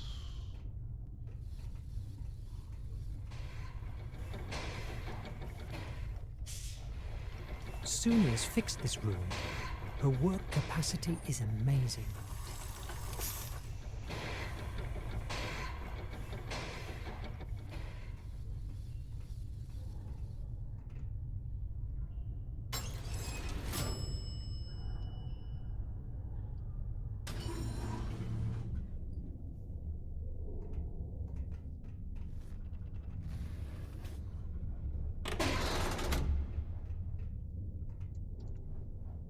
That's all the records we have about the Scylla, the Greek ship. but these are the same papers that... Wait, what does this mean? This note. Important info in audio cylinders 399, 244, and 219. I still have some stuff to do. Sub-Lieutenant Ned Land speaking. Documentation record regarding the Ancestors Island. This is the place in which everything tells us that the flame of Hephaestus lies in. It's not only protected by those so-called ancestors, but also it's located at the center of a magnetic anomalies area that drives navigation devices mad. And to make matters worse, the island is also surrounded by huge currents and fog banks, making it virtually unreachable. Who's this Ned Land? I can't recall that name in the crew. Sub-Lieutenant Ned Land speaking. Documentation record regarding the Compass of Destiny. According to our research, this compass, crafted with a mineral only found in the Ancestors Island, always points to it, as if it was its own north. This, combined with a coordinate system, was used by the few ships that still traded with the island. Nothing new, but what happened to this officer?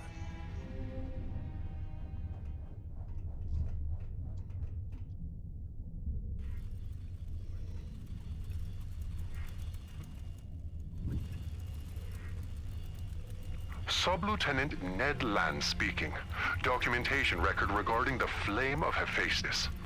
In historical records and legends, it is told that the Atlantean people found in the Ancestors Island an amazing energy, which they called the Flame of Hephaestus. Its implementation allowed them, in a few years, to develop unimaginable technology. It moved their ships and the gigantic machinery that built their city and harvested large crops.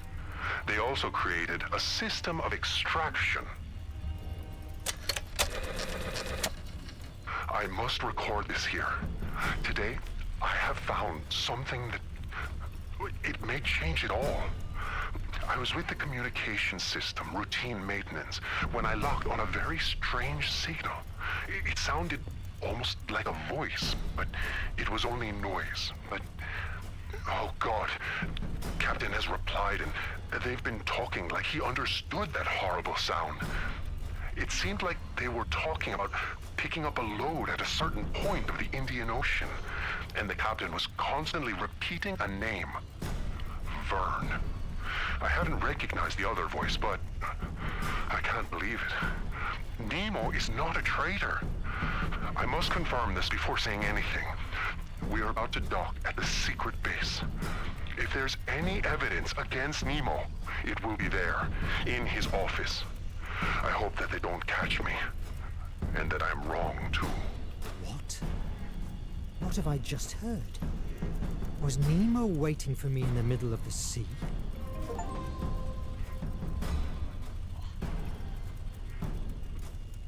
My brothers, I know you are afflicted. Shame fell on us because we failed in our mission of capturing terrorist Nemo. I know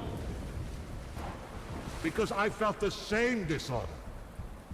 But I have had an epiphany. We didn't suffer a defeat. Fate revealed our true mission in front of our eyes. The artifact is a prodigy that can change destiny. We have been spending our lives under the boot of politicians and bureaucrats of the curia of the nation, those who just exist to fill their bellies at the expense of our blood. I say, let's take the artifact and forge a new world based on order and purity. Are you with me, brothers?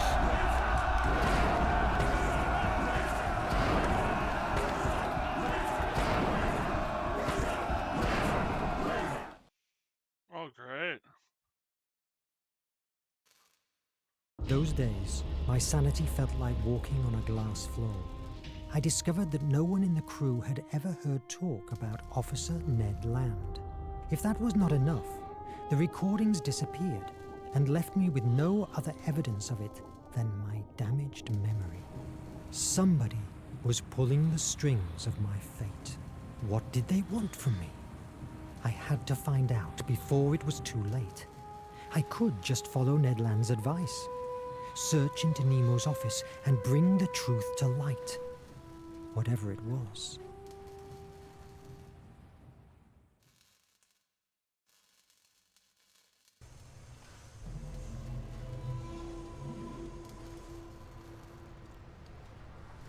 March 30th, 1888. I must leave my plans for breaking into Nemo's office for later. The captain and Edriel want to meet me. Hidden truth. Meet Captain Nemo. It's not the time to go back to the Nautilus. I still have things to do here.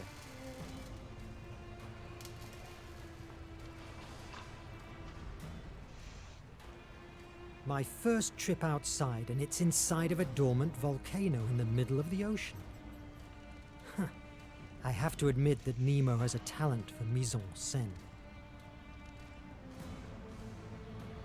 You know, for a guy who's supposed to be part of the American Empire, he's speaking a lot of, I think, French.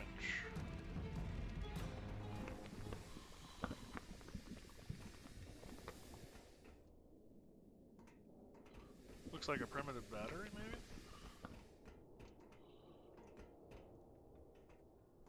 An old diver helmet from the first missions of the Nautilus. I've only seen them on paper. They look so much more rudimentary. I'm glad I've learned diving with the new ones. Mr. Verne!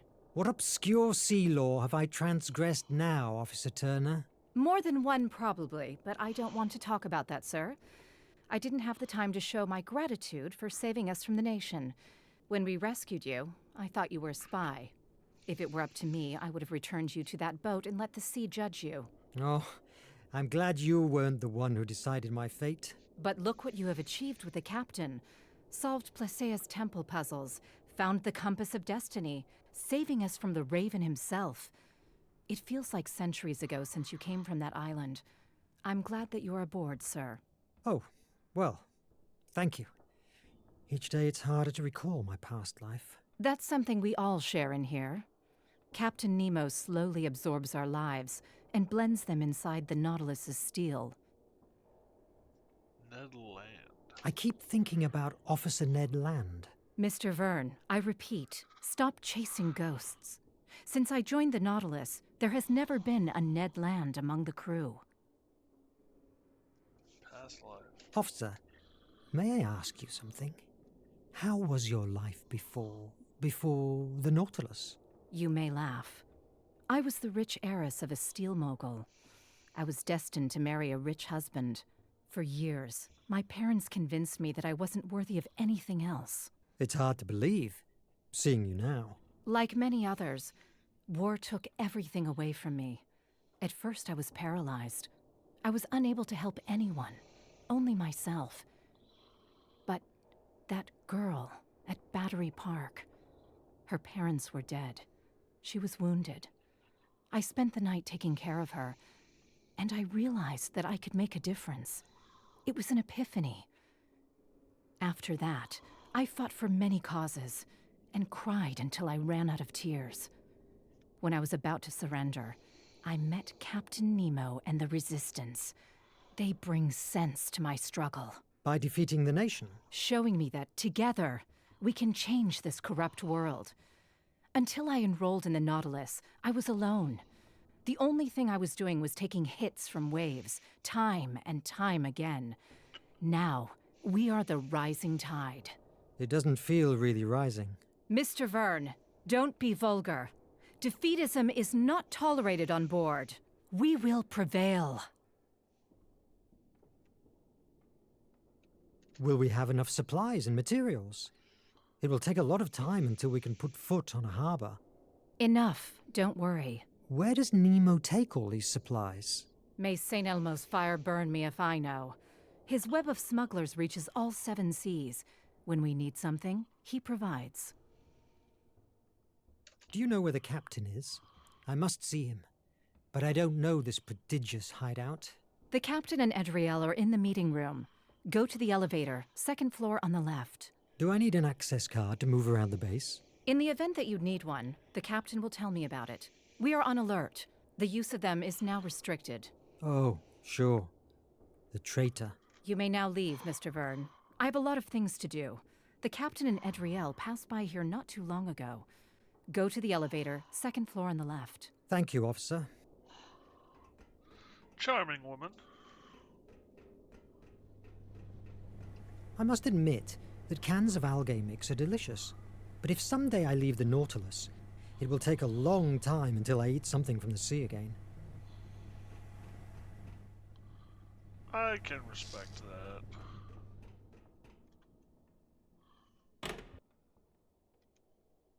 Infirmary.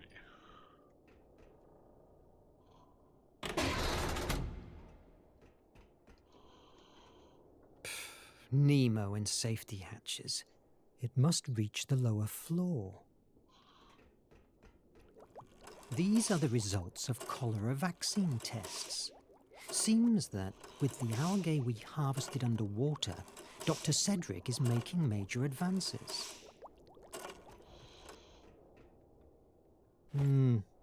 It looks like a piece of a diary from the builders of the base. For us over the deep hollow, rugged mouth of the crater, by which the eruptive liquid matter had escaped at the periods when the volcano was still in activity. Hardened lava and crusted scaria from a sort of natural staircase of large steps, which will greatly facilitate the ascent to the summit of the mountain. As to the volcano itself, it cannot be doubted that it is completely extinct. No smoke escapes from its sides, not a flame can be seen in the dark hollows, nor not a roar, not a mutter. No trembling even issues from this black well, which perhaps reaches far into the bowels of the earth. The atmosphere inside the crater is filled with no sulphurous vapor. It is more than the sleep of a volcano, it is a complete extinction.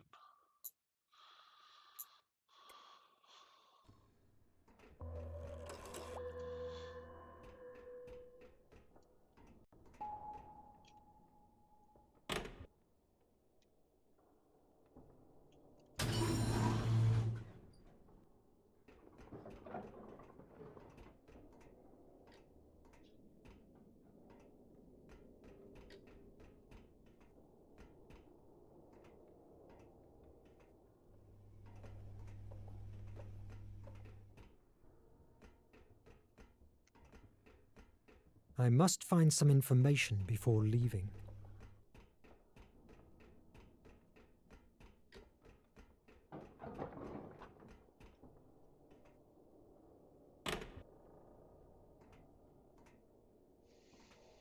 Oh, can't go there.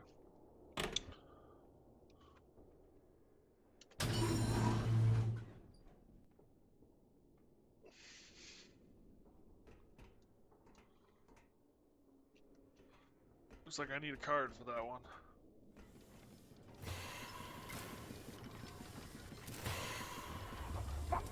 Fuck! Motherfucker! Fuck! May I help you? It seems you have problems with whatever that is. It's an Illumian.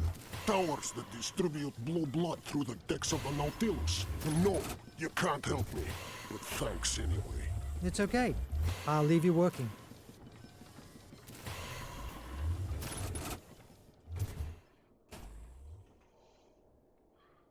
Resist the tyrant of the nation. Tyranny of the nation. Join the Nautilus. The H capsule's ready. You must be extremely careful. When we dock, silent. It's impossible to get there. Each capsule's ready. You must be extremely careful. When we dock at the Ancestors' Island. It's impossible to get there. Hey, Are that the H capsules ready? is the You must Nautilus be extremely careful. When we dock from at the Disney's Ancestors' Island. version. It's impossible to get there. 2,000 Leagues Under the Sea. Are the H capsules ready? Verne! About time. I am sorry. It's my first time here. What do you want from me? Are the H capsules ready? Not completely. We still have to fit some details. But I'm sure that we will be able to gather the energy from the flame of Hephaestus and contain it to take it wherever it's most needed. You must be extremely careful. Yes, I know the story. It was the source of the power of the Atlantean Empire, and also of its ominous destruction. You've told me that a dozen times. You must make sure that they will be ready when we dock at the Ancestors' Island. And what will happen if the iMac doesn't work anymore? How will we open the chest? I haven't found anything in the Scylla's log that could help us. The iMac will work! I am sick of waiting! Captain, your idea of using the blue blood to reactivate the IMAG is unfounded. The reaction could end with all of us being... Enough! I don't want to hear you anymore! I'm fed up with you, with Cedric, with Verne. We must take radical action if we want to end the terror that is devastating the world! Please, Captain, calm down. You are not like this. I will not hear you, not even for a second! I am going to prepare the blue blood. If you aren't at the upper floor safe room in 10 minutes, I will go and look personally for you wherever you are. It's the last lift. I give you my personal card. Wow. Adriel, what do we do? It's not very wise using... Mr. Verne, the captain has given you an order. There's nothing more to be said. I hope we don't blow up. I'm more worried about the flame of Hephaestus. I need you to analyze the only map of Ancestors' Island to find the safest way to the flame. But this map is... Do it, Verne. I must go back to the Nautilus. Don't keep the captain waiting.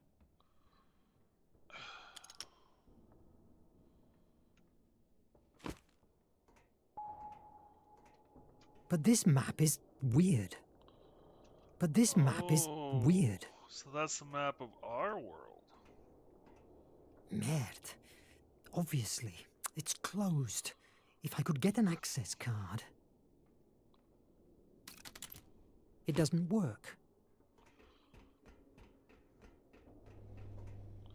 A miniature of one of the Nautilus's rejected designs. In the end, he made the ship much more... aggressive.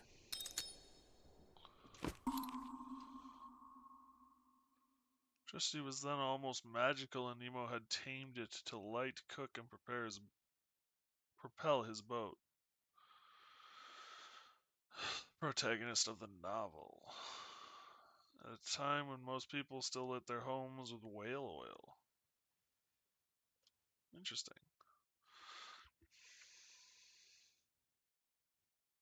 Humanity caught up with Verne's imagination, and in 1888, the first electric submarine was launched. The Pearl, designed by Spanish engineer Isaac Pearl. But thanks to his envious superiors in the Navy, this revolutionary device had an incomprehensibly short life. That's too bad.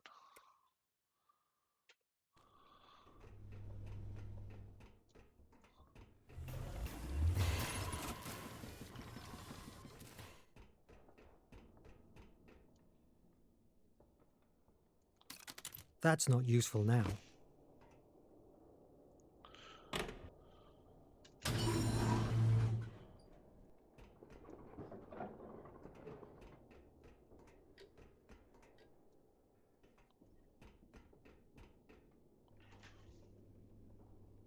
Huh.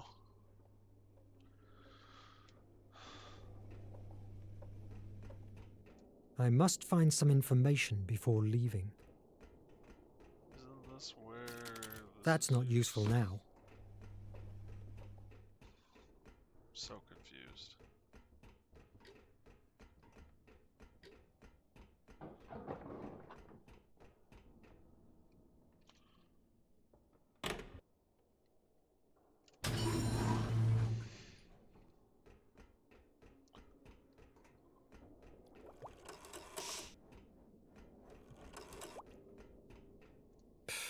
Nemo and safe.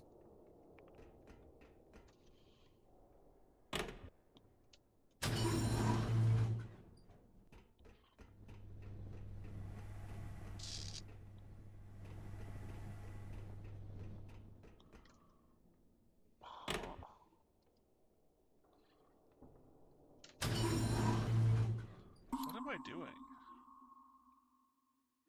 Find the other two audios. Analyze the map in area D3.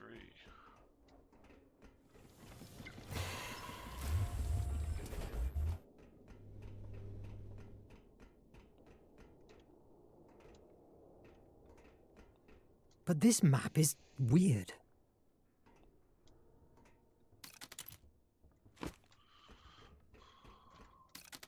It doesn't work.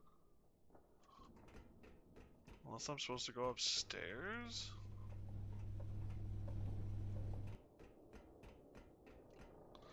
Oh, okay. Wait a moment. There's a note here. It's from land.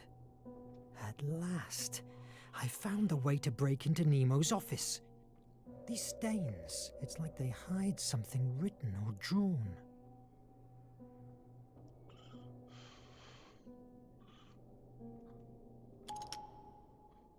Ned Land's note. That's not useful now. That's not useful now.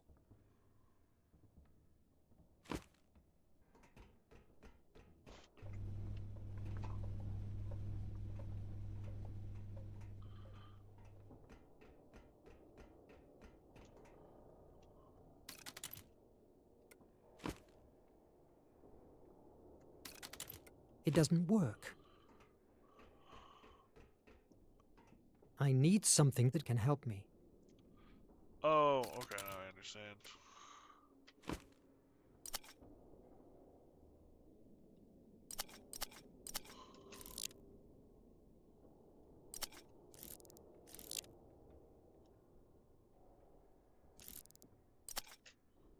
If I get the blue lens, I'm sure that I will be able to read whatever is written here.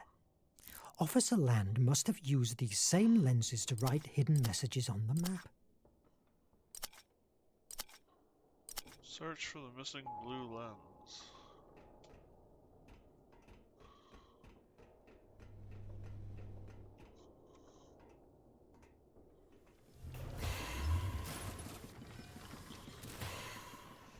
I must find the blue lens first. That's not useful now.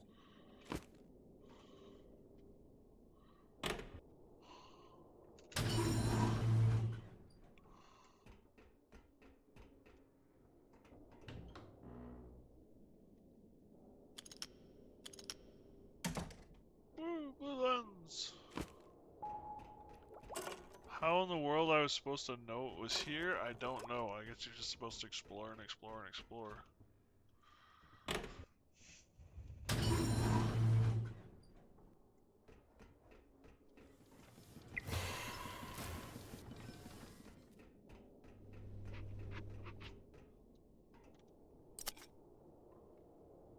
Oops, that's not what I want. That's not useful now. It's not. How is it not useful now? Am I supposed to use it here? I must hurry. That's not useful now. It's the blue lens.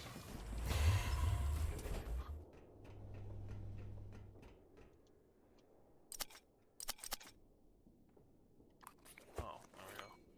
These are numbers and access card combinations. I can forge one with the tools available at Akos's workplace. I had to take note of these codes. Yes! Create an access card.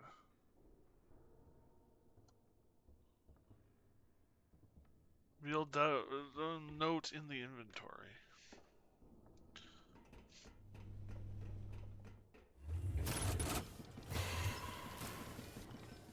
I need something that can help me.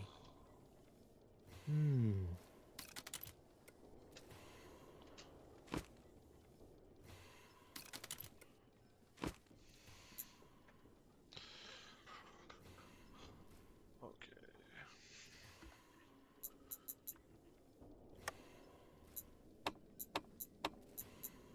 Yes!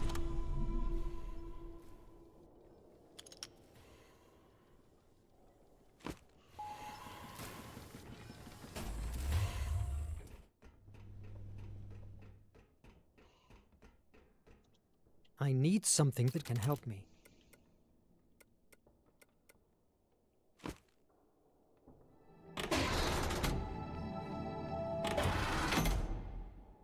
I've never seen Nemo with a turban. He's always in uniform.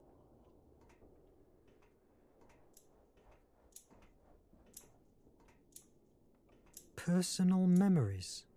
Wait. Here there are notes with the name Edriel on them.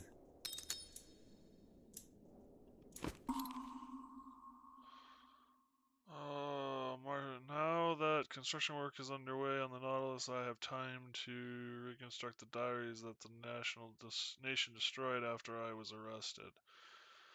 Record the events transpired. At the time, the war had brought me to the only village on Dongju Island in the China Sea, on a mission to train new recruits for the resistance. Day news reached me that a Western woman had arrived on the island. Tired of spending the days surrounded by recruits, I went to see who she was. Found her in the living room.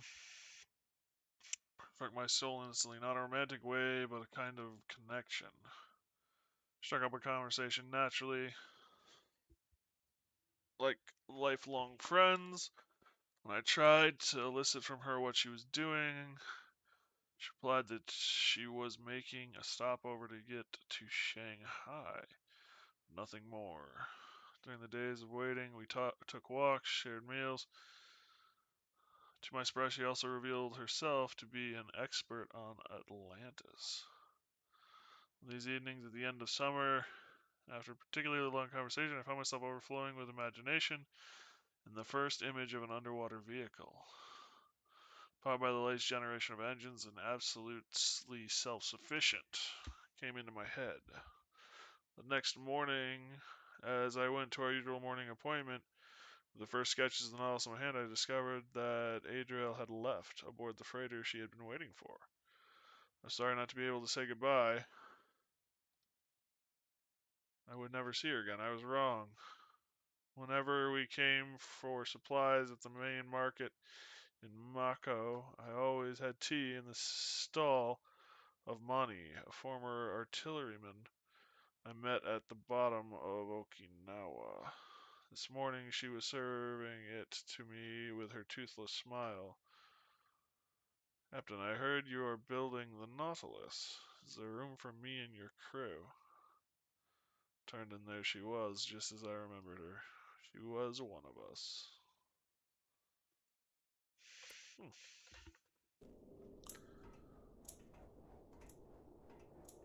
This bookcase is hiding something.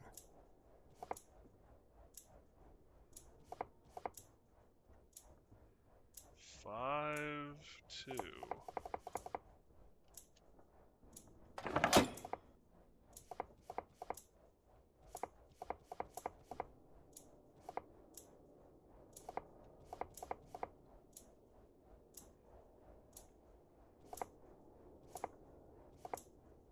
Yeah.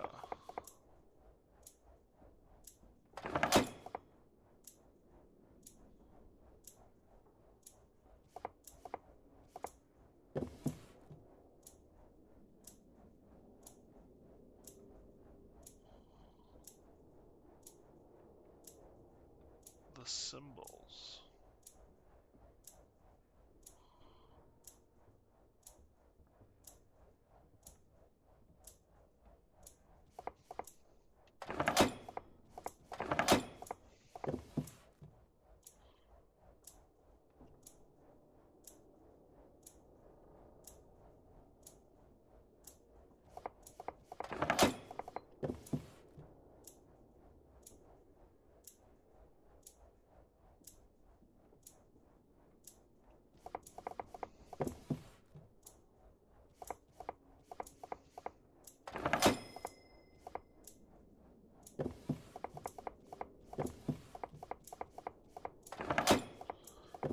Alright. Oh, whoops, I went too long, far too deep. Yes!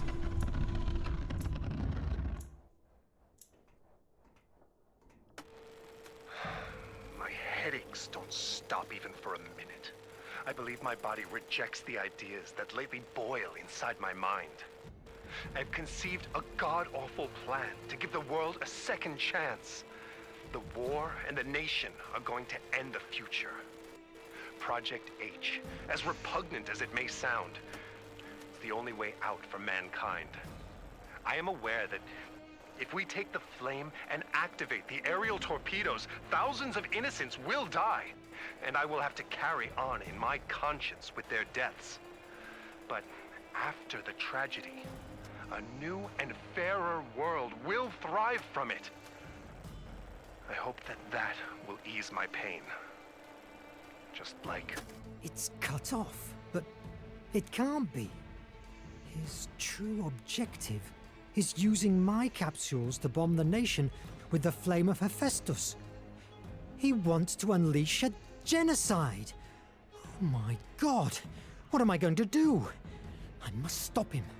But how?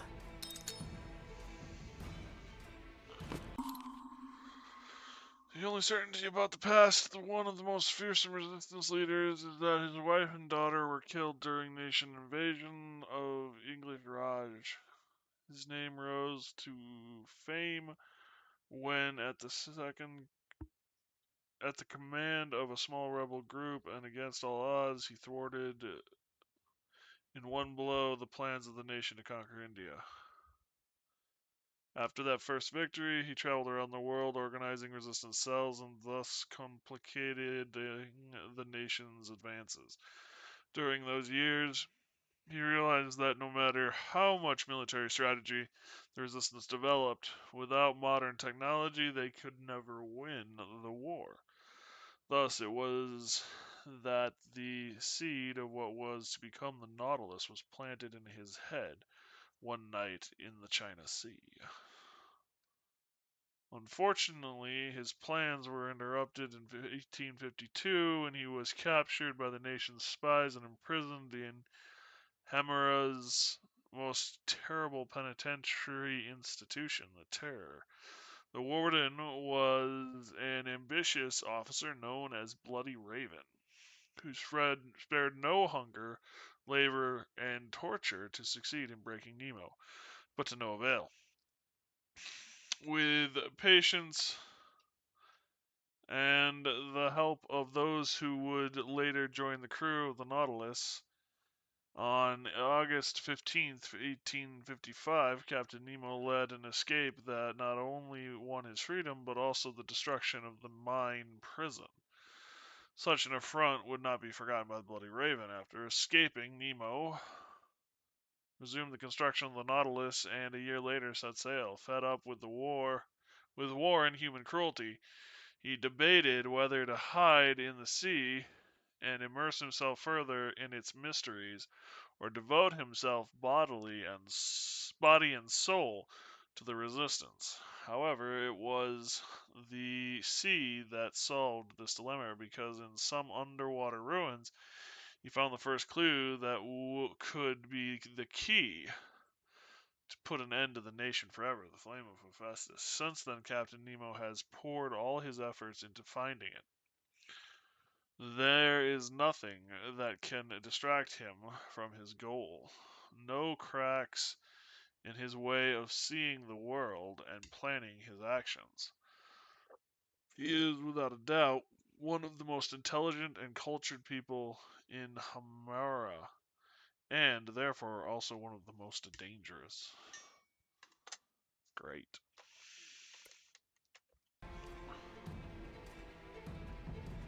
What's this? A record of every member of the Nautilus crew since it was built. Here, no doubt, I will find information about Officer Land. But there's nothing here about any Ned Land. That can't be. Maybe it's been manipulated. No, it certainly doesn't seem to. Am I really losing my mind? I must get out of here and reach the safe room before the captain comes after me.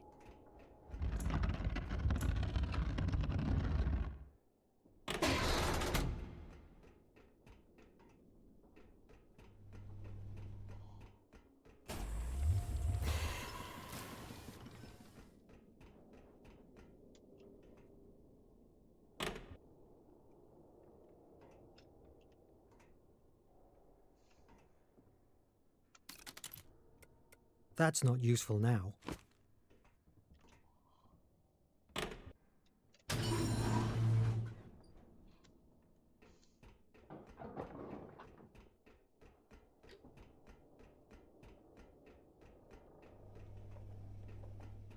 I need something that can help me. Now, are you letting me go up? Yeah. About time, damn it! Maybe I could catch him by surprise. Put him down. No. Impossible. Look at these hands. He could rip out my head with them. And then the crew is here. No. It's not the time. I must wait. Sorry, Captain. I got lost. Give me the IMAG. Here, I have a blue blood concentrated sample from the Nautilus. I am convinced that when it comes into contact with the small flame of Hephaestus that makes the IMAG work, it will reactivate it. How did you jump into that theory? Excuse me? Your theory. By which evidences is it supported? I simply know it. I've spent the last years studying the flame. It will work. Give me the IMAG. No. Edriel thinks it could kill us all. Verne, I am giving you an order. Surrender the IMAG. I don't have to take your orders. I'm not one of the crew. You are alive thanks to me. Give it to me! Captain, with all due respects, are you all right? For a few days now, I've noticed that your behavior is getting more erratic. How dare you! I should throw you overboard for suggesting that. Sorry, Verne. I didn't mean. I am a bit upset, yes, but I can't avoid it. We are about to achieve our target, and anything can go wrong. If everything comes out right, you will have in your hands an unimaginable power. Due to your condition, do you think it's wise to... Wow, what a human thing to say, Verne. How understanding of you. Do you want me to surrender the control over the flame? Who to? Somebody more centered? Somebody like you, with your hallucinations? Yes, I have my unresolved issues, but at least I have regard for human life. The nation has found us. God damn it! I must prepare the evacuation. We need to carry the blue blood with us. Adriel thinks it's vital to find the flame. Take it to the Nautilus, but be careful. It's highly unstable. Use the chemical compounds on the table to stabilize it. But this card will give you access to the emergency hatches and all the doors. When the blood is stabilized, run to the Nautilus.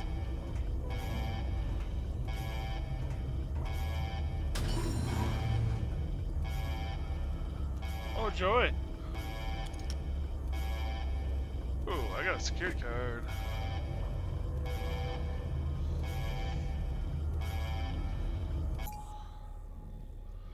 Stabilize in position. Stabilize in position.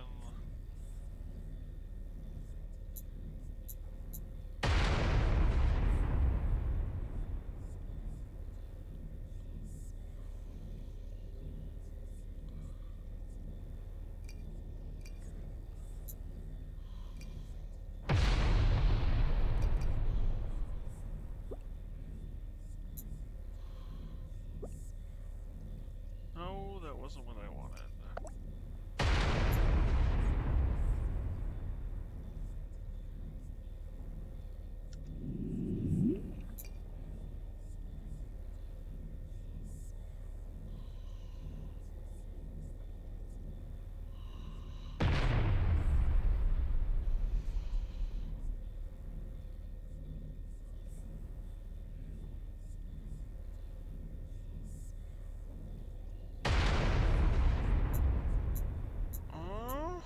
I'm confused.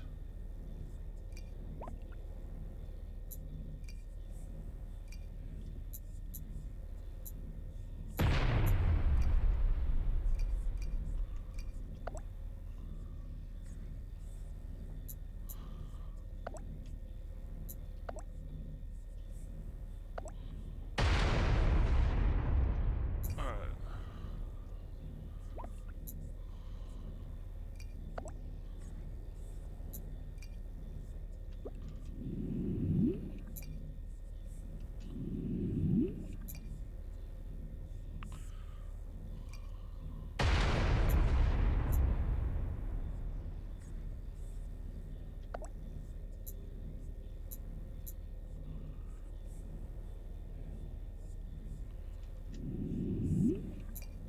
Two stabilizers in position.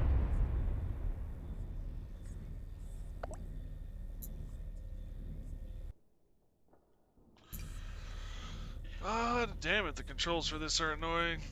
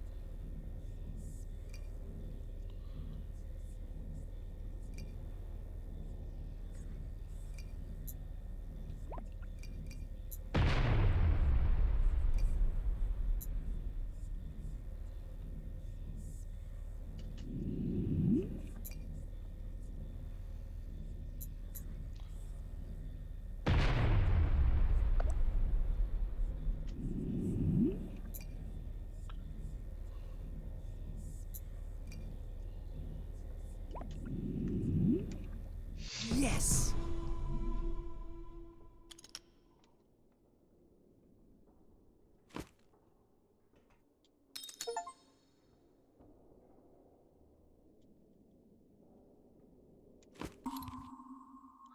Jules Verne based the scientific and technological knowledge of his time, wondered in many of his works what source of energy could power the amazing machines he imagined. For him, the development of a civilization was only possible by the means of the energy available to it. In Black Indies, the story of Dockart's coal well, exploited and then closed down, serves to express his fears about coal as a source of energy. Coal will fail one day. That is certain. A forced shutdown will be imposed on the machinery of the whole world if some new fuel is not found to replace it. In the same novel, a subterranean town appears, illuminated by suspended discs that work by electromagnetism. 1930, built the first tidal power plant, recognizing as a source of inspiration a phrase told by Captain Nemo that appears in 20,000 Leagues Under the Sea, the first to be written on the subject, by creating a circuit between two cables submerged at different depths. it should be possible to obtain electricity from the difference in temperature to which they would have been exposed.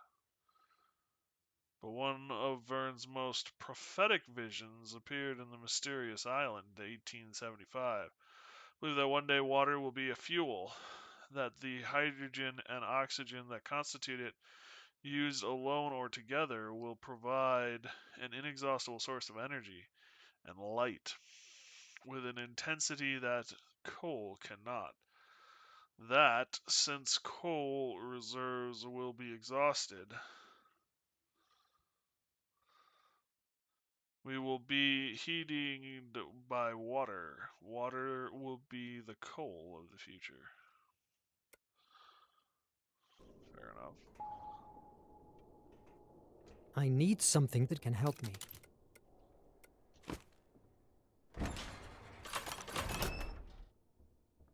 Doo-doo.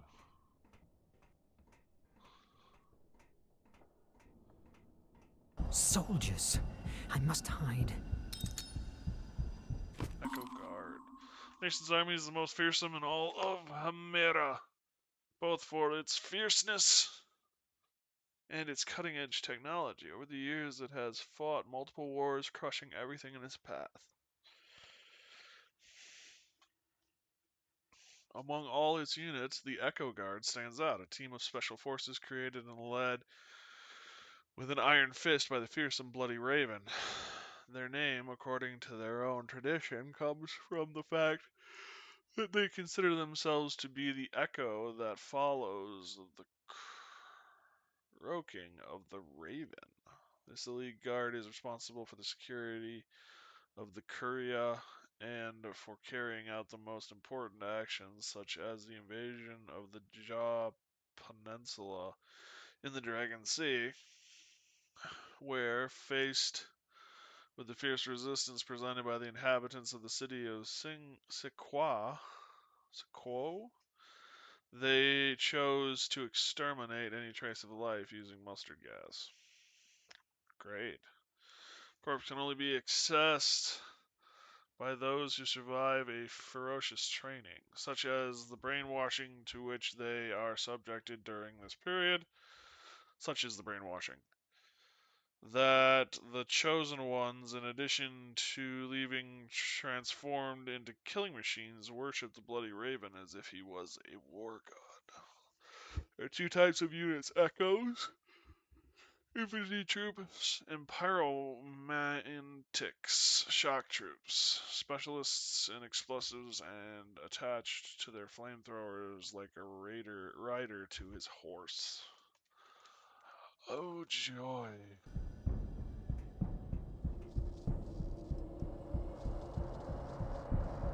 So he's not a burner.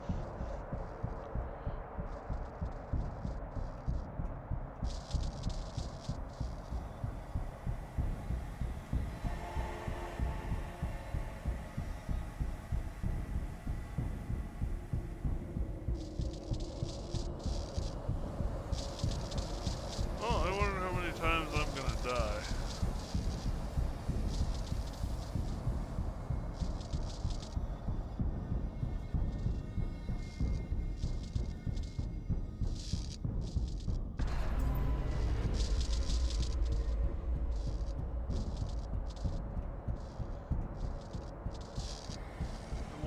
It won't actually let me through.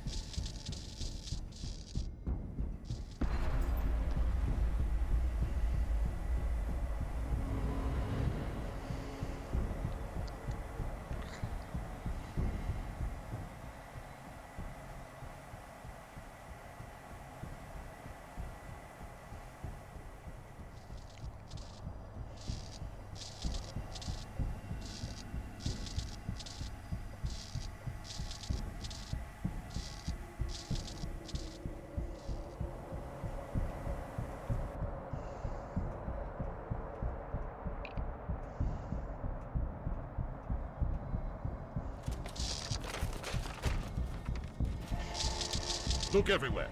I want Verne and I want him alive. Do you hear me? If I see even a little scratch on him, the person responsible will answer before me. Merde. It's bloody Raven again. I must pass unseen.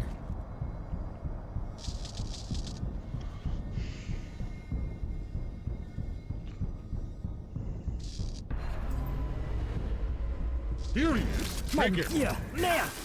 Freeze!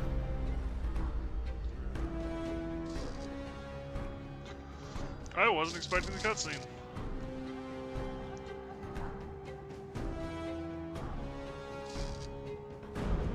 Here he is. Take it. Yeah, merde! You! Stop right there!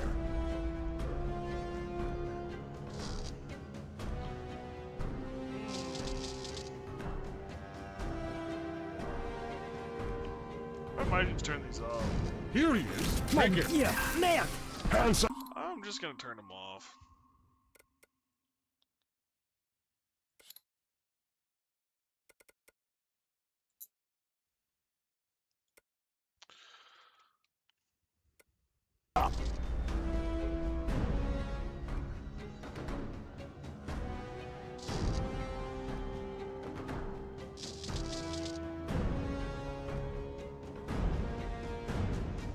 Here he is. Take it. Yeah, merde!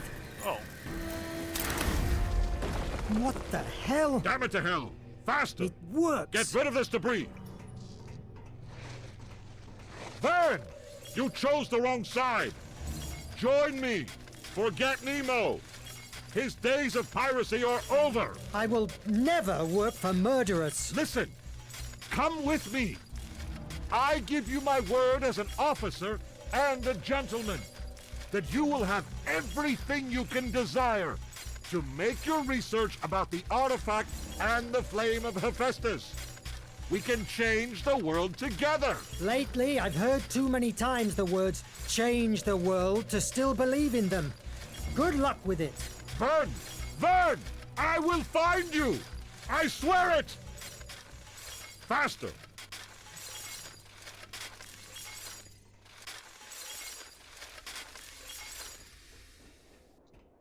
Akos! Good heavens! Wait a minute. I'm sure the Illumium will be important.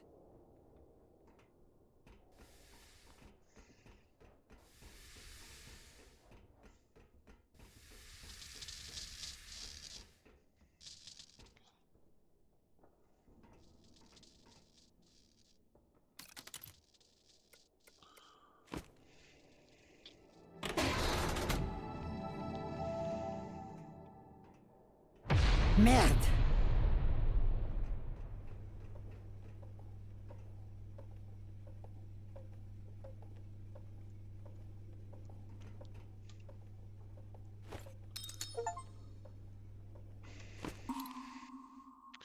At a height of 100 feet rises a vaulted roof, supported on basalt shafts, irregular arches.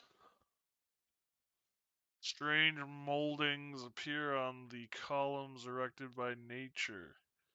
In thousands from the first epochs of the formation of the globe, the basalt pillars, fitted one into the other, measure from 40 to 50 feet in height. And the water, calm in spite of the tumult outside, washes their base. A brilliant focus of light touches every point of rock and floods the walls with light. The enormous cavern is empty. We have explored it in every direction. There is nothing here, not an animal, not a human being.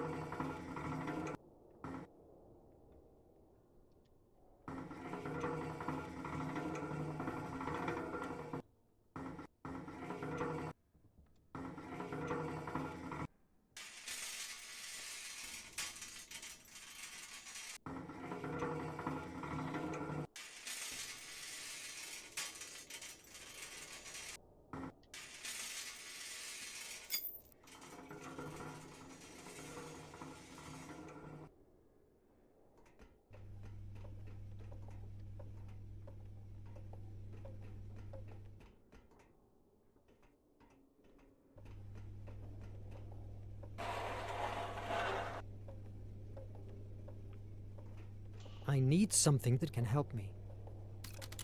You just want me to use this damn card as many times as possible.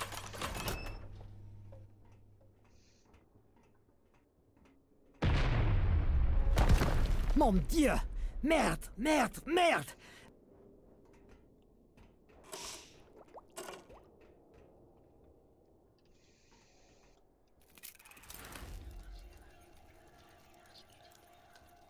He did. Before escaping, they left the emergency hatch open. Oh, that didn't work.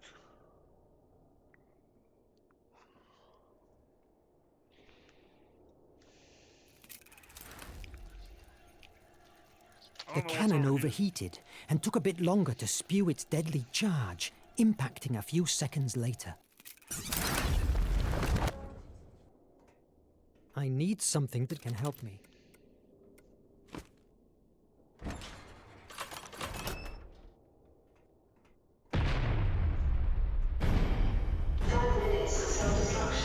Merde! Merde! Merde!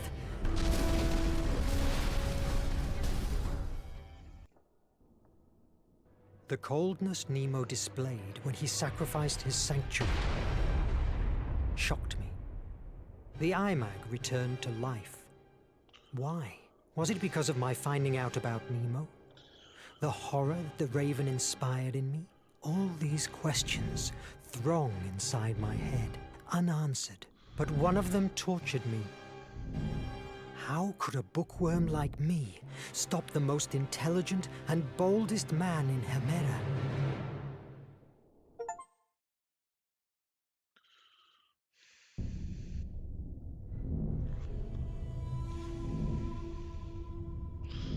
The Depths of Imagination, April 2. Come on. 1888. Come on. Open it.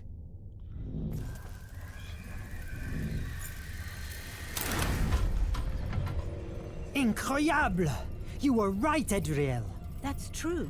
The force of imagination has... Nothing will stop us now. We have it.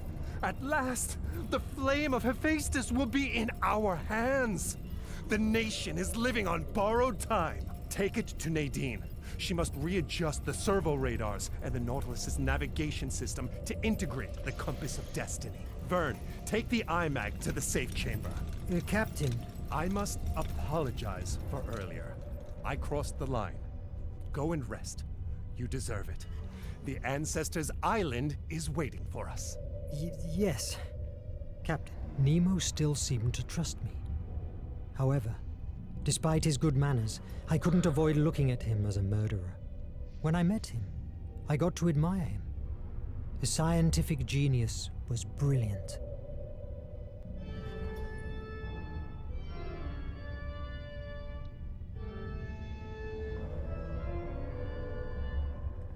Nemo and his philosophy books. Schopenhauer. It's a shame that the nation killed him because of his ideas.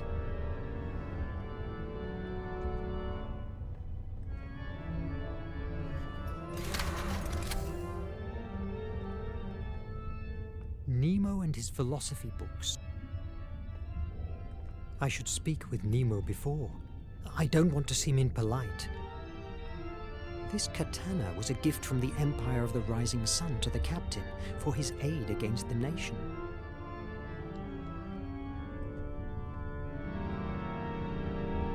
Mr. Verne, I am glad to see you in better shape. Thanks, Captain.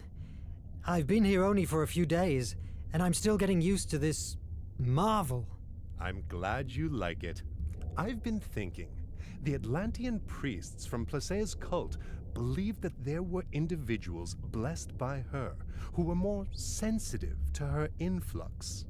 Perhaps you are one of them, and that's why you were able to find the artifact of imagination. Atlantis? I thought that was a myth, a tale for children. You have had evidence of their existence in your hands. How do you make it work? I'm not sure that I make the iMac work. Rather, I would say it reacts to events. That's interesting. Do you fancy an underwater walk? I have a job for you. A walk? Under the sea? Of course.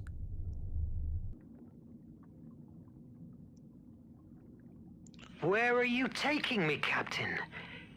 I can see ruins in the distance. You are going to witness a great milestone of my journey. Follow me.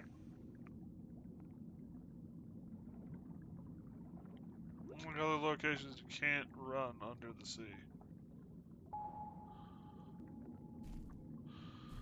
I guess that makes I sense. must follow the captain. The steam oxygenator of my back allows normal breathing. Lead soles keep me on the ground, but they slow me down. But these views are so captivating. Cedric has asked us to find some specific algae for his research. I don't know if I could even recognize them with this helmet on.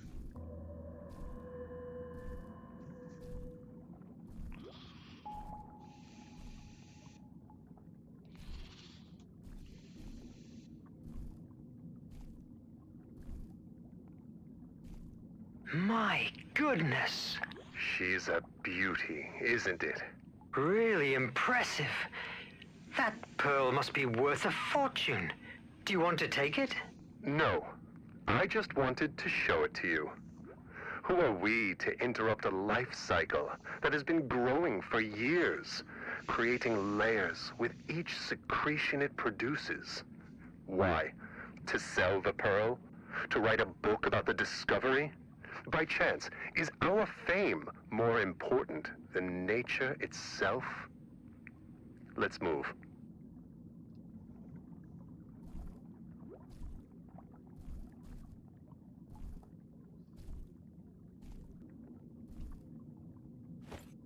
Algae chromosa.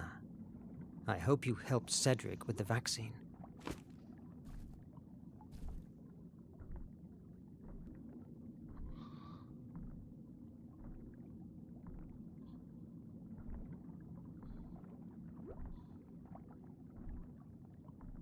I should speak with Nemo before.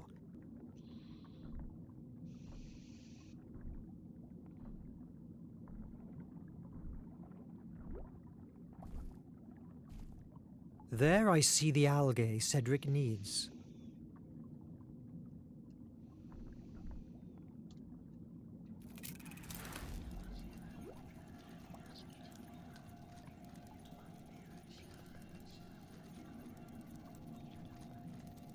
A very thin base. The base was so eroded by the years of pressure that it finally collapsed.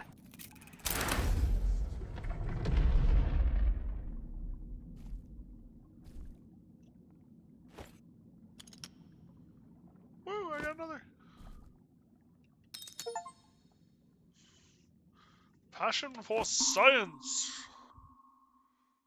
The audience did in 50s decade as the audiences did. Jules Verne was enthusiastic with every new discovery.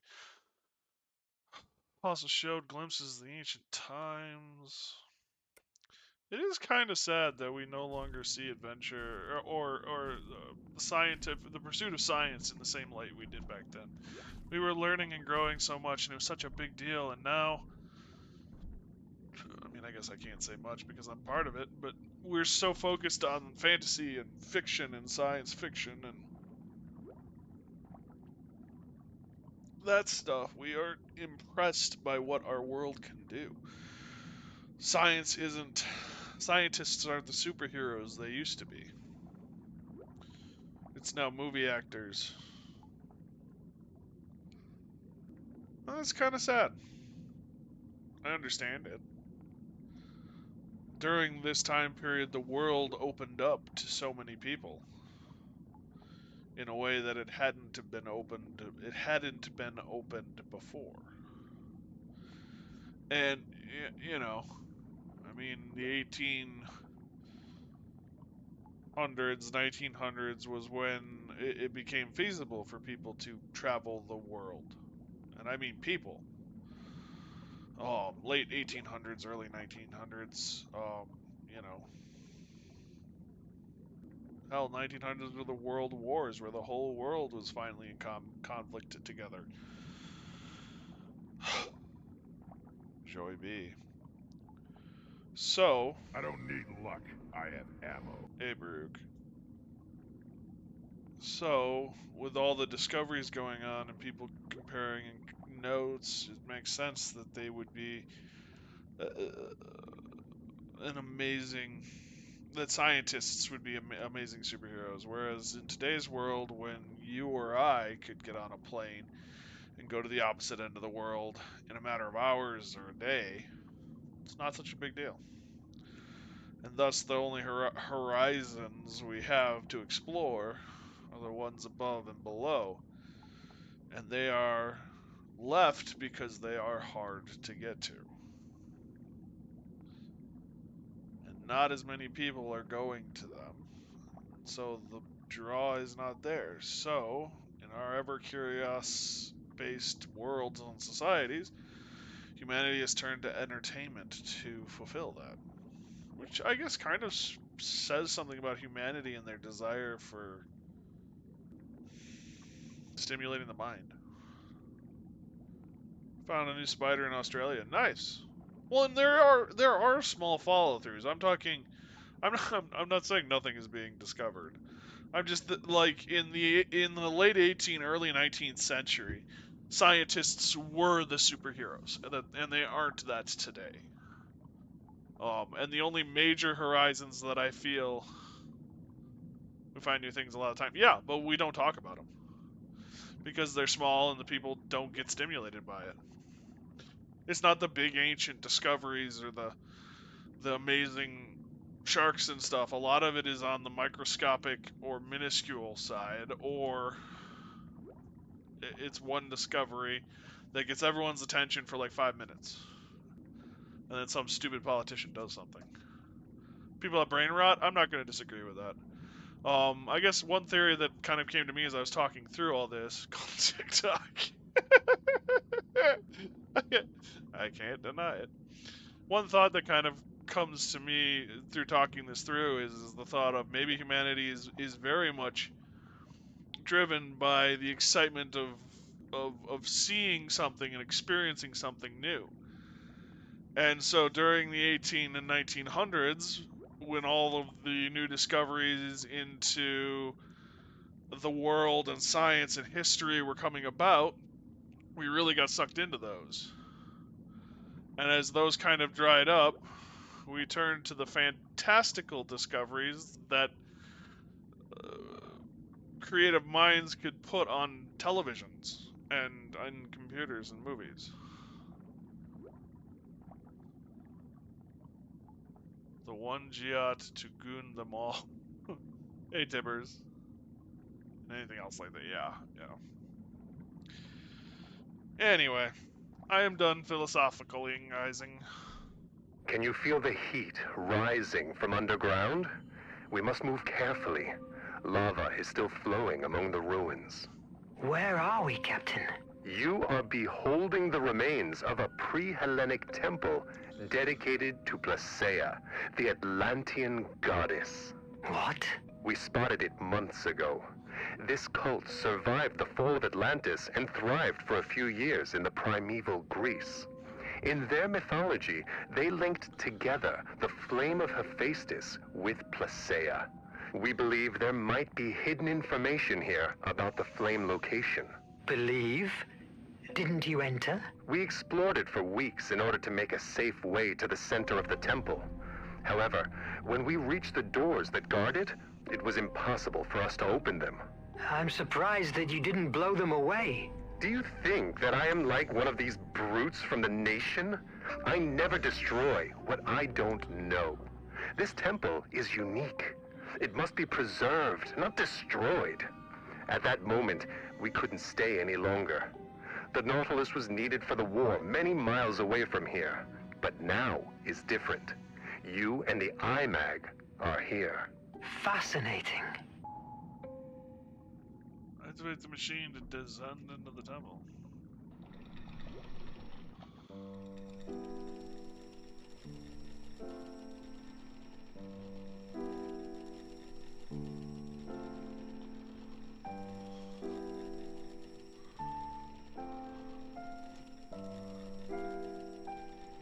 looks inviting.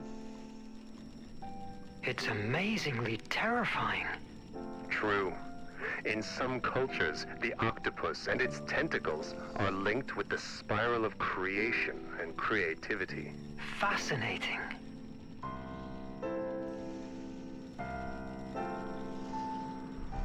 I'm going forward. Take your time to contemplate this wonder. I'll wait at the Opisthotomus entrance. Follow the lifeline. Opisthotomus entrance?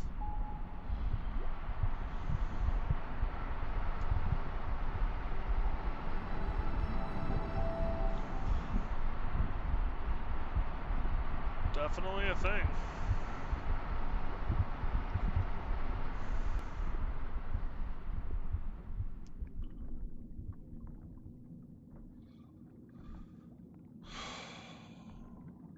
Also, I don't think this is algae, this is coral. I now have all the algae for Cedric.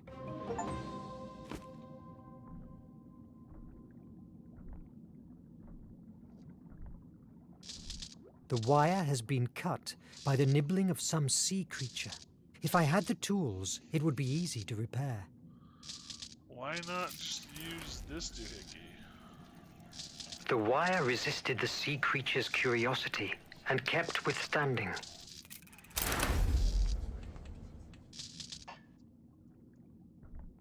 Seems like some object on its way to the moon? What kind of place is this? Yep, Journey to the Moon. Another Vernesian. 1865. But also a satire on American society. After the Civil War, where all weapons have been put aside in the name of peace, causing many Americans to feel powerless and bored.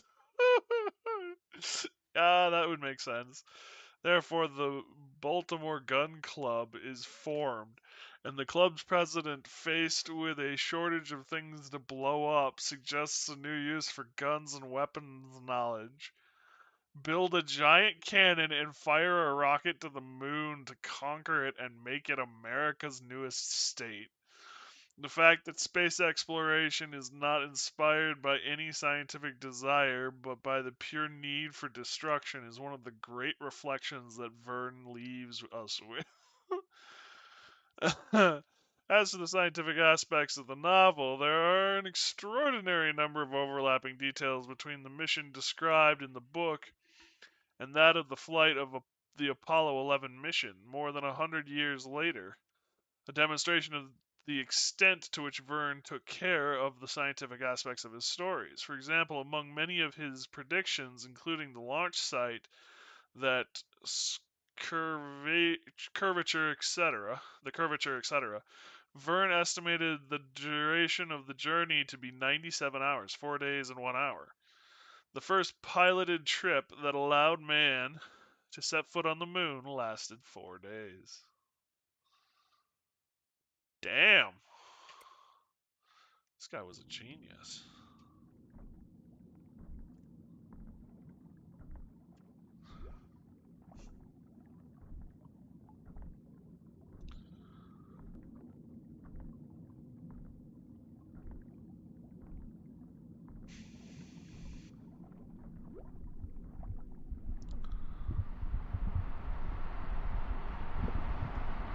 Oh yeah, this just shows me. I thought I was going to talk about the lava.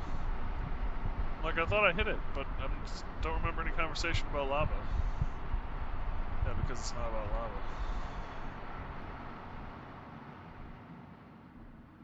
This ancient Greek tests my knowledge, but I can read that this is the first part of 3 of the Primordials' story. Among the people of Atlantis, there was a small group that underwent a mutation caused by exposure to the flame of Hephaestus, which gave them extremely long longevity and the ability to influence the emotions of others. In turn, that influence fed back. The more individuals were influenced by it, the stronger it became, and that, in turn, allowed them to reach more people. Oh.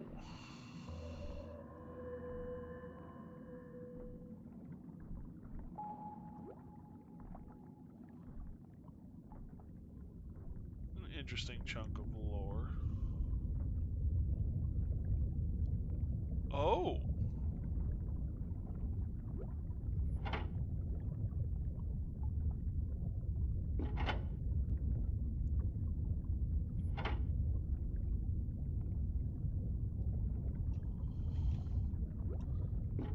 So this swaps power.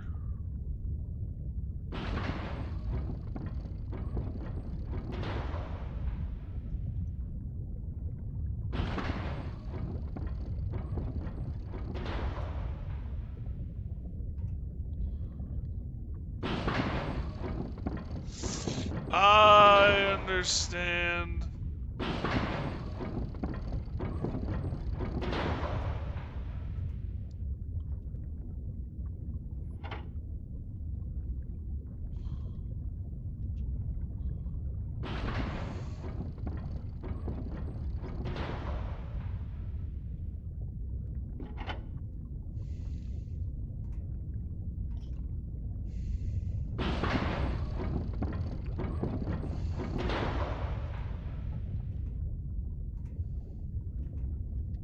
This is magnificent. Aside from Nemo and his crew, I'm the first human being that has rested his eyes on these views in thousands of years. If only I could explore them. It is magnifico.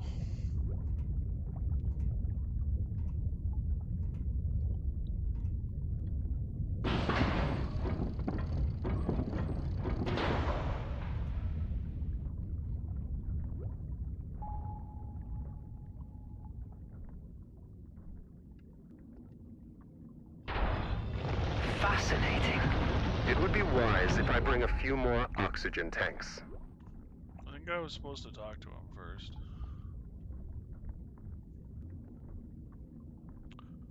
Whoops. But I like the button. Verne, are you all right? Yes, a bit frightened, but in one piece. The IMAG is outside. Yes, but it has turned off. There must be a way to activate again this mechanism. Wait a moment. There's an inscription here. 4 victories to open these gates. It must allude to 4 tests. You have enough oxygen. Explore the hall and take the tests. I am sure that they will reveal what we are looking for. But what if I don't make it? And if I run out of oxygen? Mr. Verne, surrender is not an option at the Nautilus. We can't tear down these gates without compromising the whole building structure. Your only way out is solving those trials. I believe in you. I'm sure you do. You're stuck outside. I've found a new inscription. To open the forge of Hephaestus, you must fire up its 4 flames. It must allude to the 4 doors in front of me. Forge of Hephaestus. Mr. Verne, we are on the right path. Go on. Because you're stuck out there with the I feel oxygen. heavy in this wetsuit, and it begins to be hard to breathe. You are making a great effort in your first underwater walk. Did I tell you when I faced the Kraken? Don't patronize me. It makes me sick. He's trying to distract you.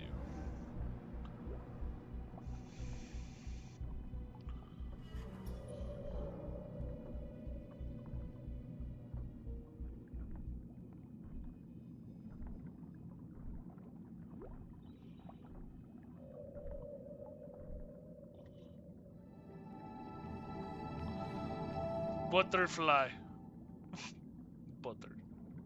Butterfly. Inside joke, I apologize.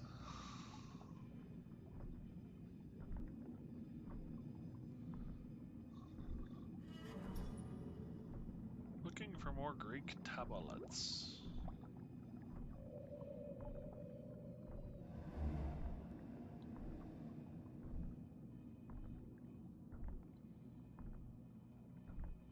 There's one. Primordials had a distinctive feature. They were always born as pairs of twins, and their power were two sides of the same coin. Hate and love, war and peace, sleep and wakefulness, etc. The cause of Placia and Phobos is paradigmatic. She inspired creative imagination, and he destructive imagination. Very few primordials survived the end of Atlantis and were forced to live among us. Their presence did not go unnoticed. Greek mythology baptized them as muses, since thanks to them, for centuries, thousands of artists, doctors, and scientists got the necessary inspiration to carry out their works and inventions.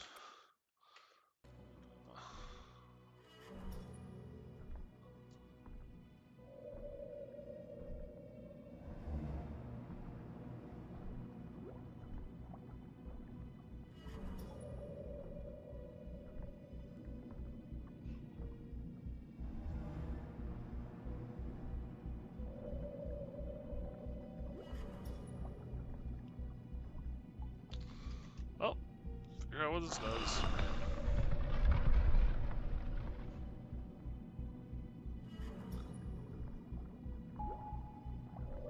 Solve the 4 challenges.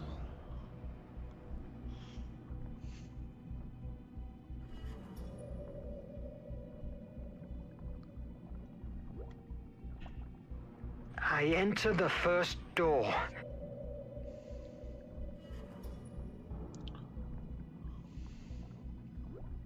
What did you see inside? Wonderful things. Great description. A volcano on an island. Hephaestus' place, I guess. It reminds me of Prometheus' tale. The one who stole fire from the gods to favor mankind. Nevertheless, here is Placia, the one that steals the flame. This is Placea's myth.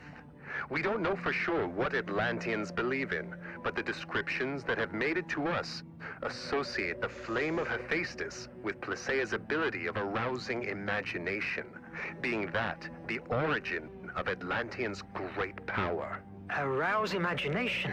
You mean like muses do? Exactly. Huh.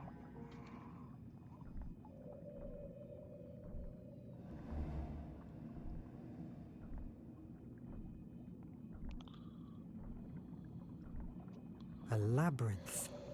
I must rotate it to link the lines with the flame.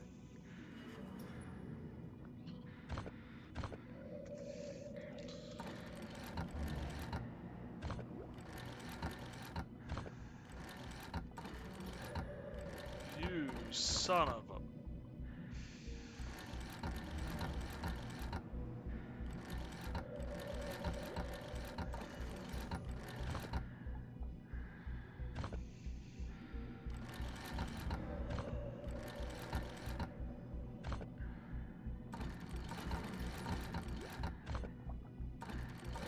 Yes! Okay, that wasn't so bad.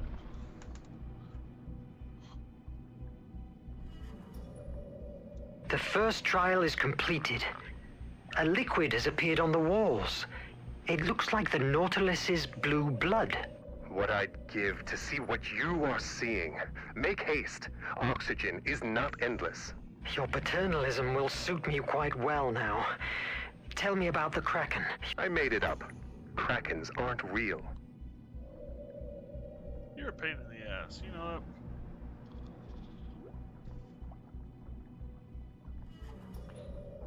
I don't see this blue blood they're talking about.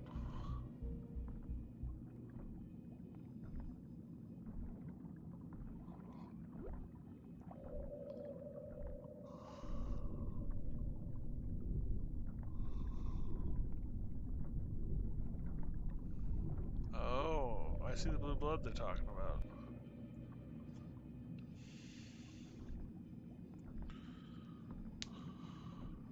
From what I see and understand from these inscriptions, Placea ventured inside the forge of Hephaestus and managed to get his great flame.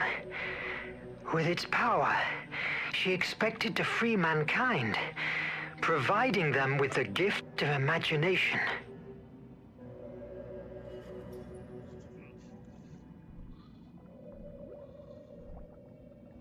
I'll have all the algae for Cedric.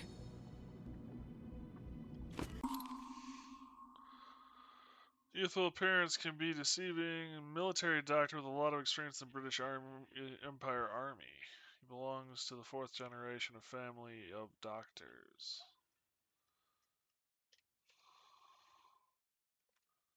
He believes in Nemo and his idea of a fair world, but he has seen too much to be so to do so blindly.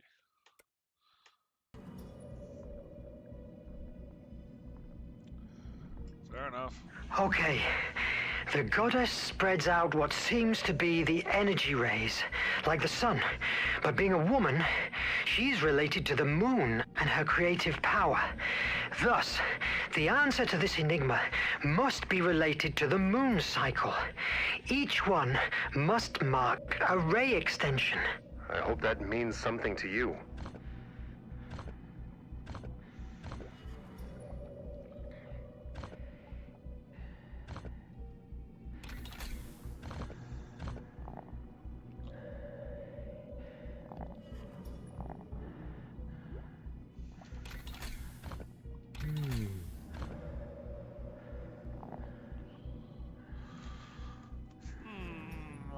Is right.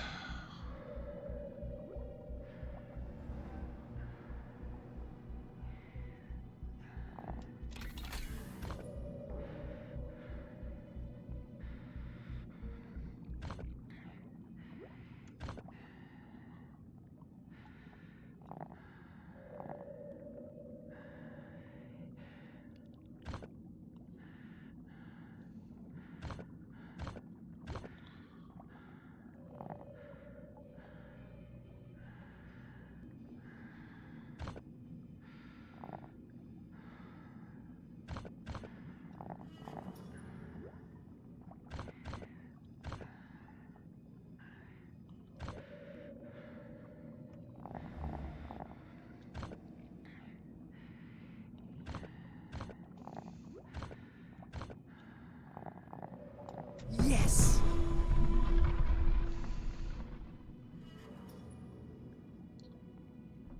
Captain, what's the word for victory in Hindi? Vijay.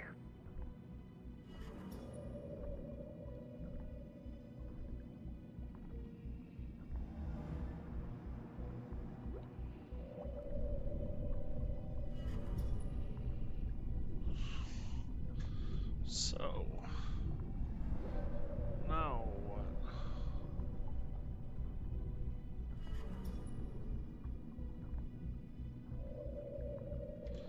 Anything different here? Doesn't look it.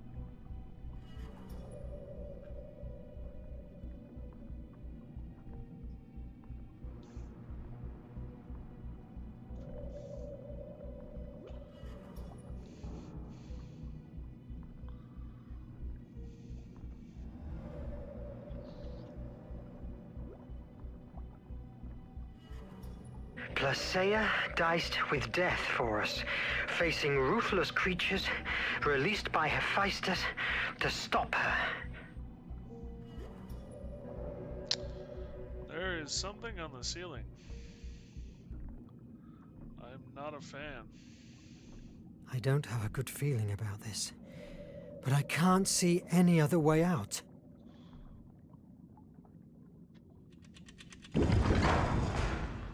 The door! It's closing! Vite! Vite!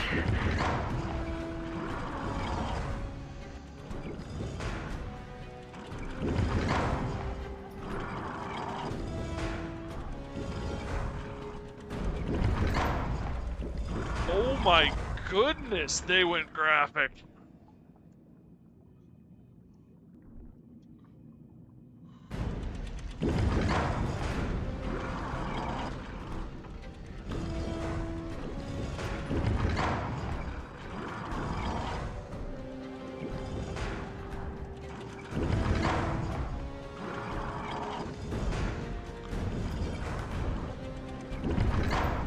Oh, come on!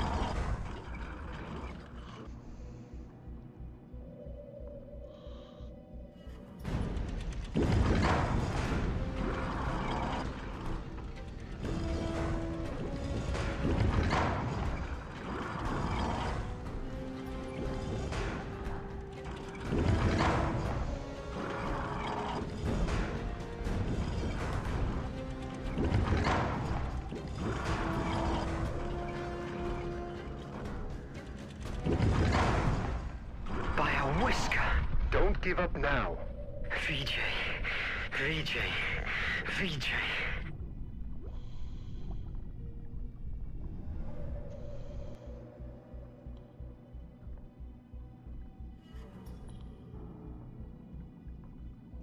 After receiving the flame, mankind began to benefit from the power of imagination almost immediately. The jealous gods realized that it couldn't be taken back from them. So, to shift the balance back in their favor, they resolved to release fear to weaken them, strengthening the horrors that already dwelled amongst the human race. It must allude to Phobos, Placea's brother. Creative and destructive imagination, hope and fear. The last mural depicts a huge flame devouring a city.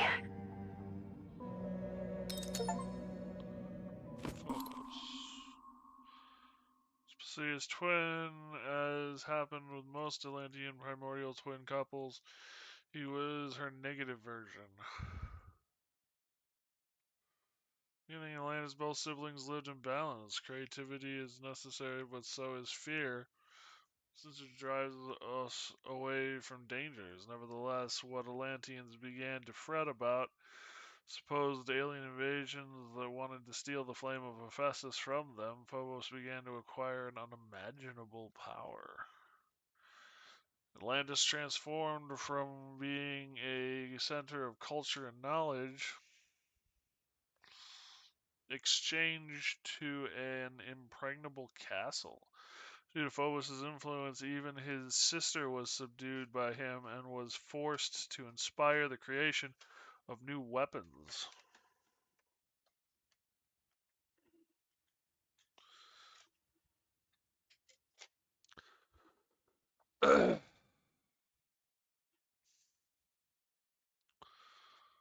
To defend their culture from the barbarians. Fear became horror and tyranny, and in the last term, Phobos' influence on the Atlanteans was responsible for the destruction of their civilization, since it blinded them through fear and forced them to spill all their resources to protect themselves instead of continuing to build for the greater good. Like his sister, Phobos was away from Atlantis when the explosion of the flame of Hephaestus took place. They and other primordials became orphans all of a sudden, pushed to sort their lives without a home to return to. This time when bioprimordials and their influence on mankind was identified with the Muses, although we think of them as auspicious creatures, dreadful Phobius was also one of them. Throughout history, Phobius inspired the worst horrors that humans had ever witnessed: invasions, genocides, revenge. Now his influence models the destiny of the human race, while his sister Placea remains hidden and weak under his unstoppable march.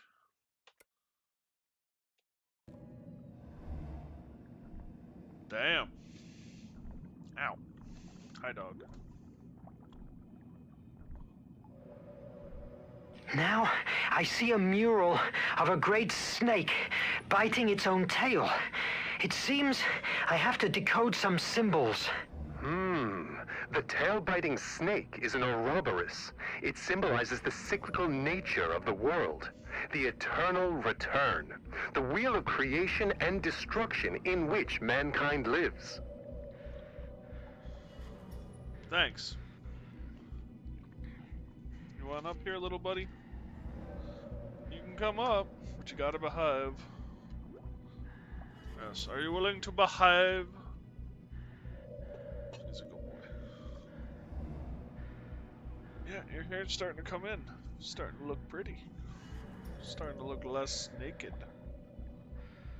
Starting to look like I'm gonna need to comb you more.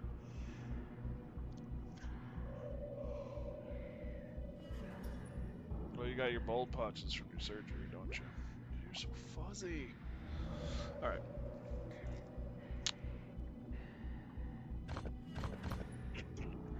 North is that. Southeast is that. Northwest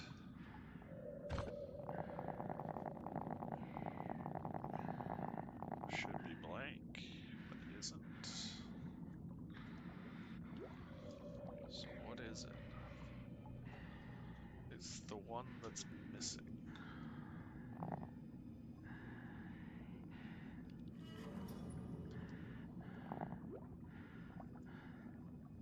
No. No. No. No. No. No. Oh, maybe. Maybe.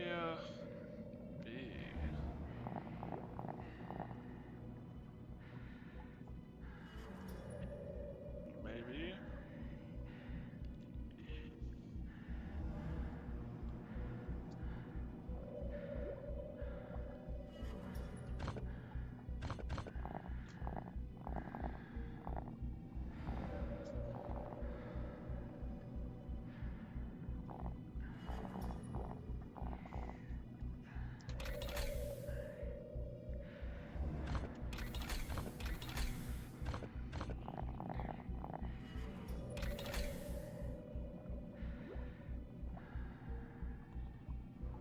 Oh! Align the snake. Oh, well. Ain't that annoying? Maybe that's how I align the snake? In which case...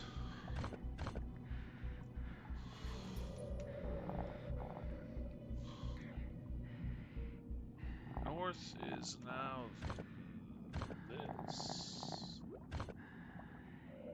Southeast is now blank. Oh.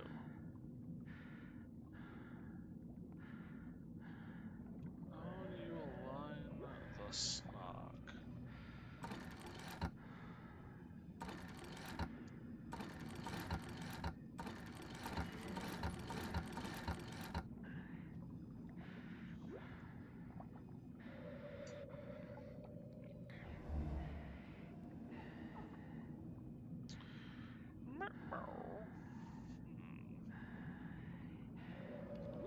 North, is that north?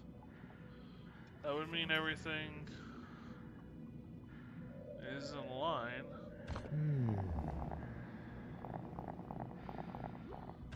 North.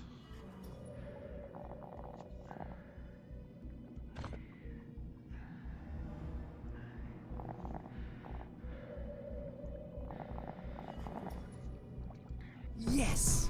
Yep.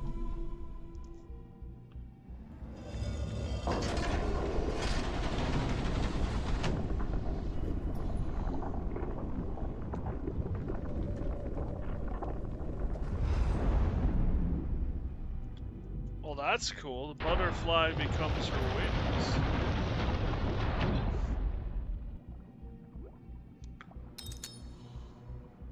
Sia. She is not a goddess, she is a primordial. The Atlanteans knew those among them who affected by a mutation, influenced emotions and ideas. Inflamed the curiosity and creativity of those around her. In the golden age of Atlantis, her influence reached almost the entire planet. Spectacular Atlantean technology development would not have taken place had it not been for her. In those years of splendor, Placia lived as a celebrity. All kinds of gifts. When the cataclysm that devastated Atlantis took place, very few primordials survived. Placia and her twin brother, Phobos, were two of the lucky ones, since they were both outside Atlantis when it happened. After that, Placia spent years in deep sadness. She had lost her home, the cradle of her civilization, and hundreds of years of knowledge and technology. Completely disheartened and orphaned, she wandered the world until she reached Mesopotamia, where her trail disappeared. Centuries later, in pre-Hellenic times, her cult momentarily resurfaced. Probably created by the few descendants of the ancient Atlanteans, the primitive worshippers of Placia associated her with the power of imagination and therefore with the fight against fear. It is in this period that she is represented with a butterfly as a metaphor of creative thinking, which takes a small idea, worm, to transform it into something better, butterfly. With the establishment of the classical Greek pantheon, the cult of Placia became archaic and primitive, and eventually disappeared. However, Placia herself, with her powers weakened, continued to wander her Hemera in search, albeit with little hope, of those few humans who were willing to make the world a better place.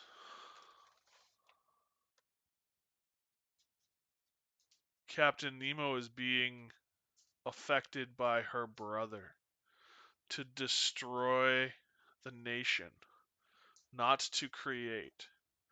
I'm wondering if he was being affected by her to create all sorts of things and is now being influenced by the brother to use those things for destruction.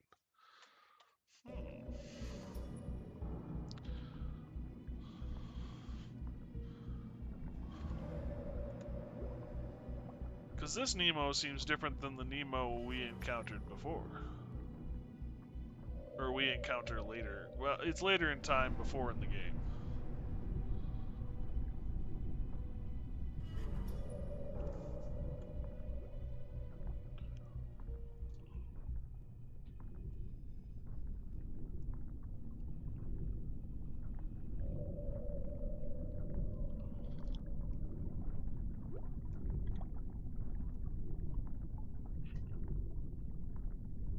I just realized the ads are running. Joy. Captain, you must see this. In this signaled place rests the flame of Hephaestus, power, and also the curse of Atlantis. Only those blessed with the compass of destiny will be able to navigate the horrible dangers that surround the island of the ancestors, last guardians of the divine flame. The compass of destiny? Of course. An X on the map was way too easy. It seems that the journey will be prolonged more than I planned, but you have made a wonderful discovery. Can I count you in for the remaining voyage? Nemo, from what I've just seen, it's just the beginning of it. You can count me in. I want to see the rest. Fantastic. Come on, adventure waits for us. Legends about the Ancestors' Island spoke of an area filled with magnetic disturbances and violent currents surrounding it, making it unreachable to those who weren't guided by the compass of destiny. For months, we sailed the seven seas, looking for clues about that fantastic artifact. The first solid sign was found at the nameless city, buried under the sands of Arabia. Thanks to it, we could reach a manifesto, written in the year 246 before our era, with the name of the ships that had engaged trade with the ancestors and therefore carried the compass of destiny on board. Those months of exploration were the most fascinating times I've had the luck to experience so far. How everything has changed since then.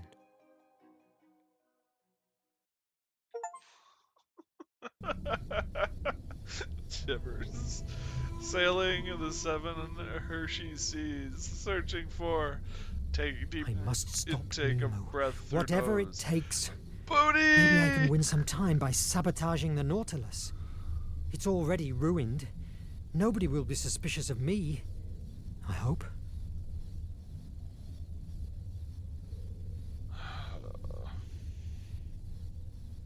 Puppy. What could go wrong sabotaging a submarine?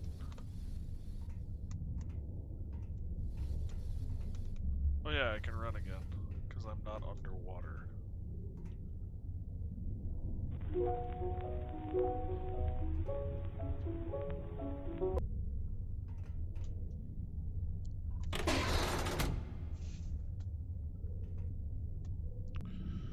The best approach is going for the most damaged system.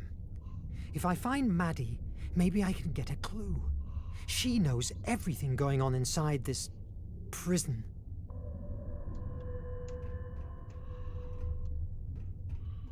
Sabotage.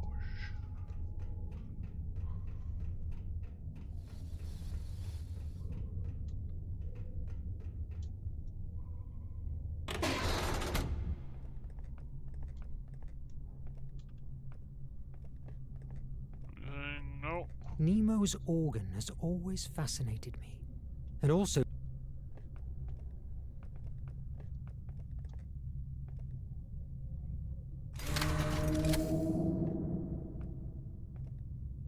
Well, there's the fish.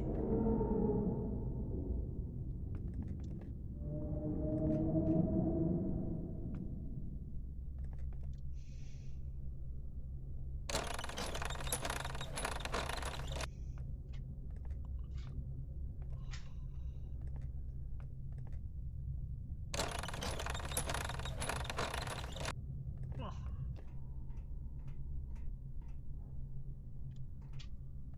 I wish I lived in a submarine.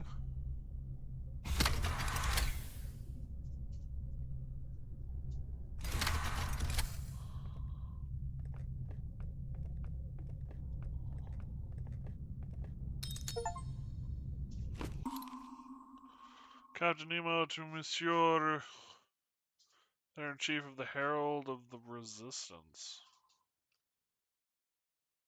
Closing the letter, more material you requested. Sincerely, N. Mac off.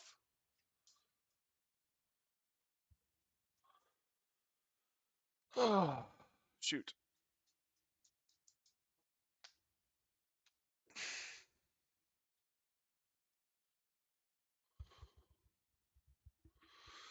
I mean, adventurers do like big chests. Alright. I was hoping I could prolong this until the run ads button relit so that I could run more ads while I was away, but it's not looking like I can stifle the little one and prolong our disaster. Although, maybe it's time we call it quits for tonight. We've been streaming a lot lately. It's been a day. We could come back to this tomorrow. Might not be a bad idea.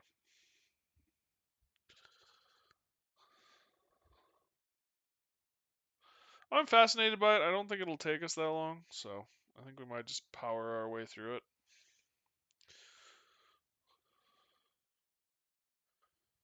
Tomorrow.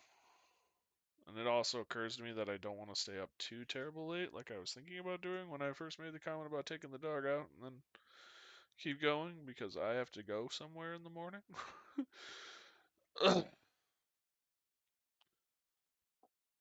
So, I think this is where we're going to end it. It's a pretty good game. I'm having a lot of fun with it. I'm kind of excited to see where the story takes us. I don't think it's going to be that long. I think we'll probably power through it tomorrow, finish her up. But yeah, I had a lot of fun. Thank you guys for joining me. I really do appreciate it. Hopefully you had fun with this too. Nice little distraction, something different from the stuff we've been doing. Discord's always open to you. We'd love to have you. Links in the About Me page, or feel free to ask the bot. And yeah, I'm curious to see where this story takes us. So, yeah. Thank you guys again. I really do appreciate it. Hopefully you had fun. Stay safe, everyone. Be careful. And if I don't see you sooner, I'll see you later. Good night, guys.